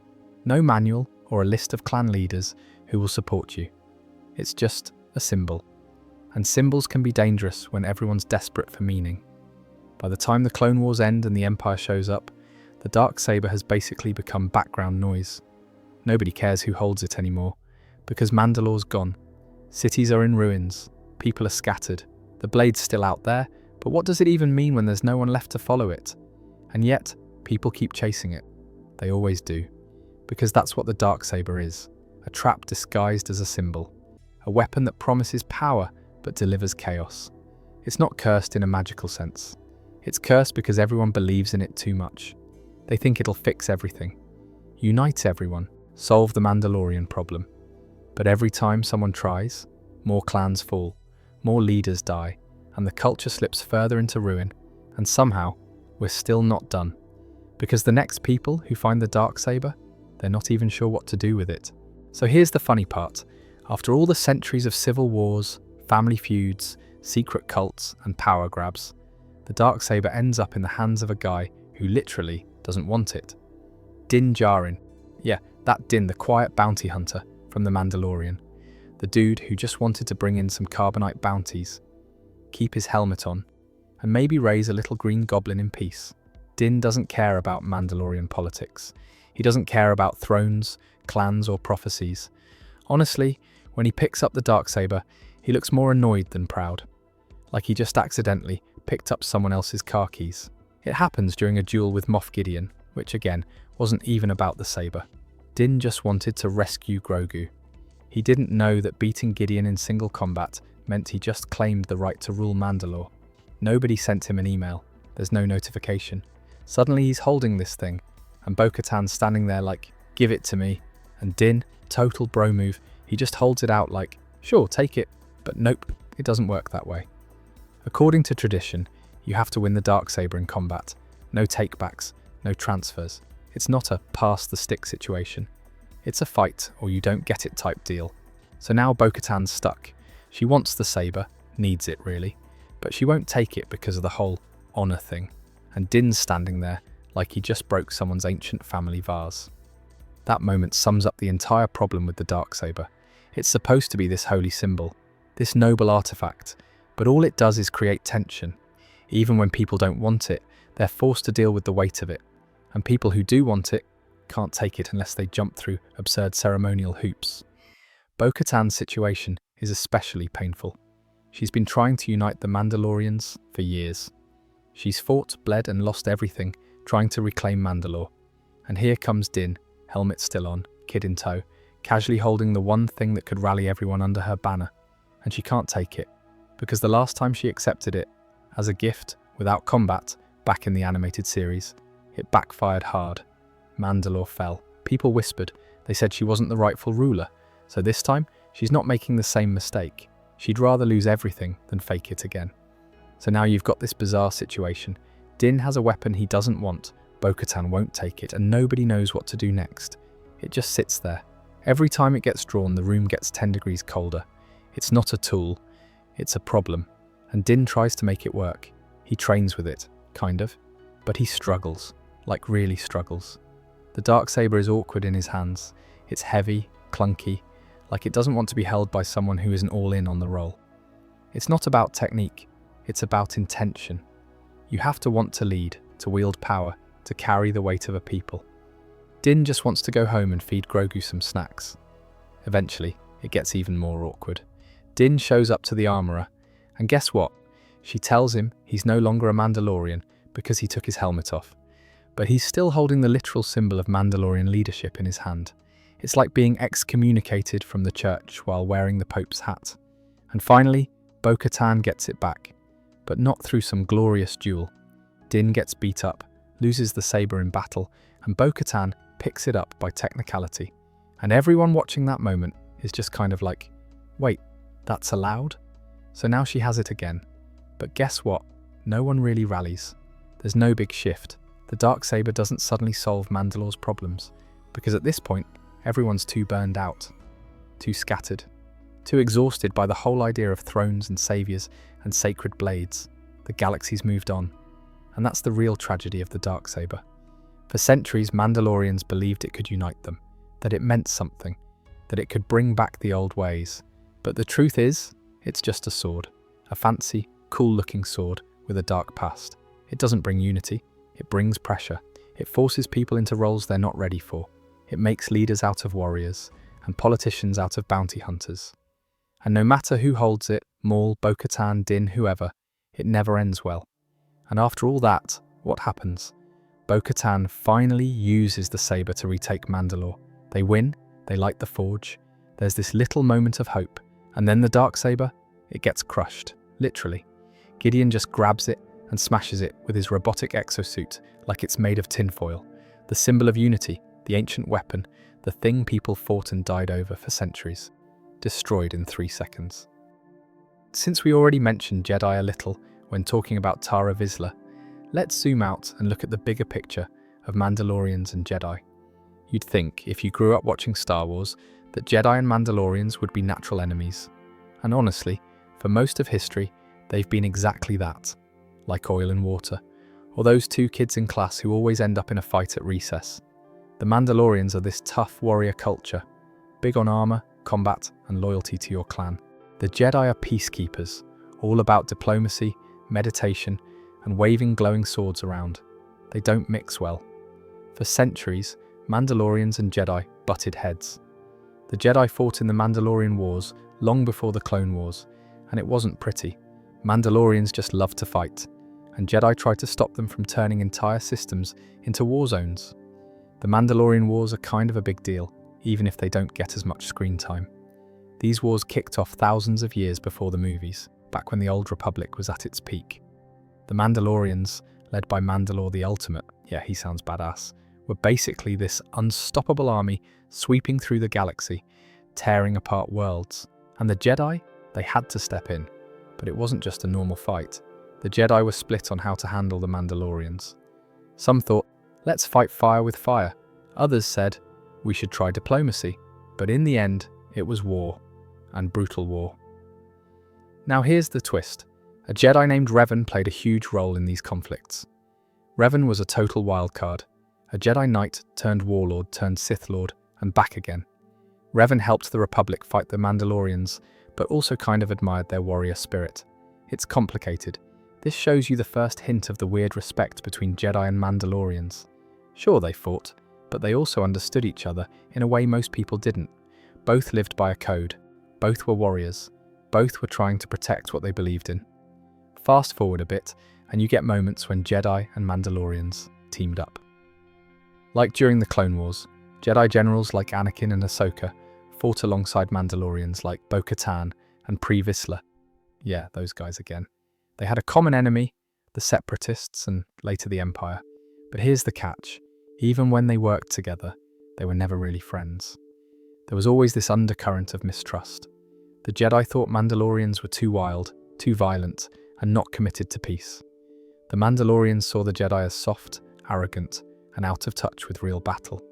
And honestly, both sides had a point. The Mandalorians had their creed. This is the way, and all that. But it was basically a code for being a tough, no-nonsense warrior. The Jedi had their Jedi code, peace, serenity, no attachments, but they were often hypocritical and detached from the galaxy's realities. So, naturally, when the Empire came around, things got even worse. The Empire hated both Jedi and Mandalorians, but for different reasons. Jedi were hunted like animals. Mandalorians were scattered, their culture crushed. But the Jedi weren't exactly great at helping Mandalorians rebuild either. They were too busy fighting their own wars, dying off, or hiding in the shadows. And so the Mandalorians went their own way, with or without Jedi approval. Now, one of the coolest and also most frustrating things about this relationship is how little trust there was on both sides, especially after the Clone Wars.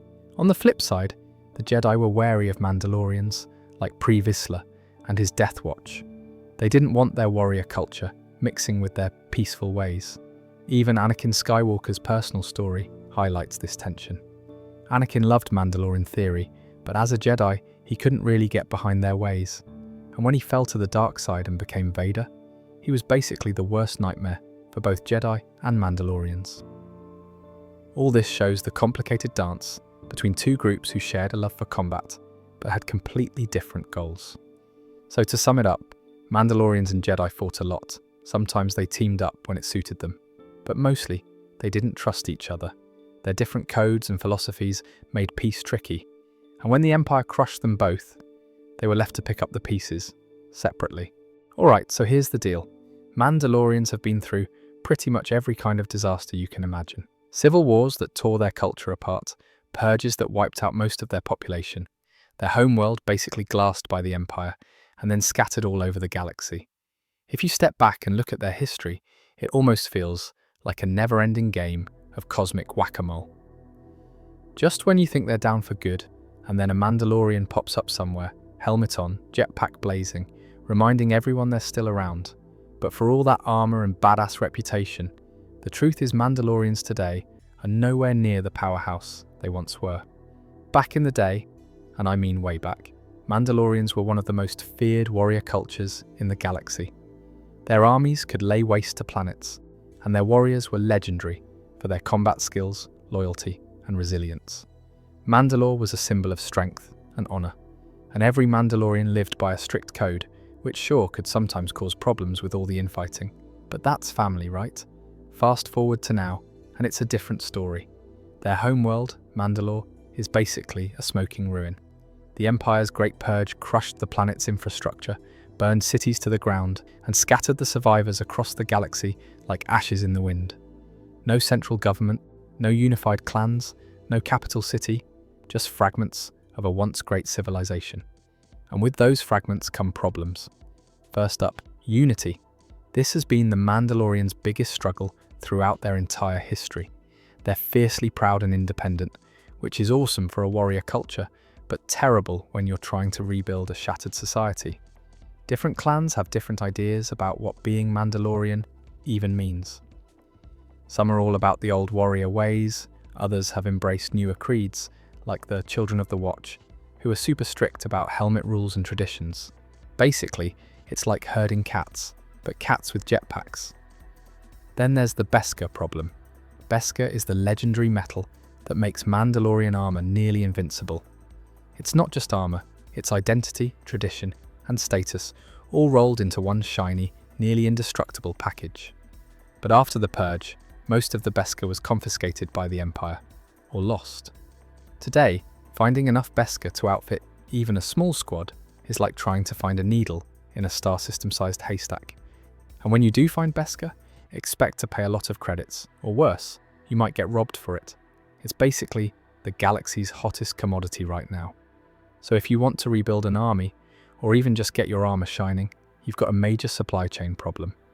But here's the thing, Mandalorians have never been just about the metal or the planet. At their core, Mandalorians are about their people and their code. The way, the traditions, the pride of being a warrior and a survivor. And this is where it gets interesting.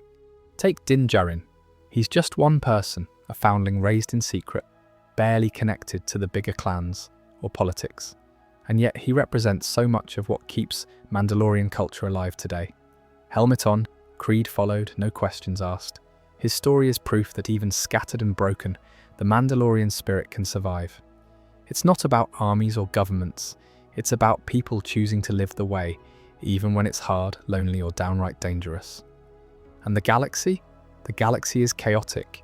Empires fall, new powers rise, alliances shift, and old wounds sometimes heal, or at least get ignored for a while.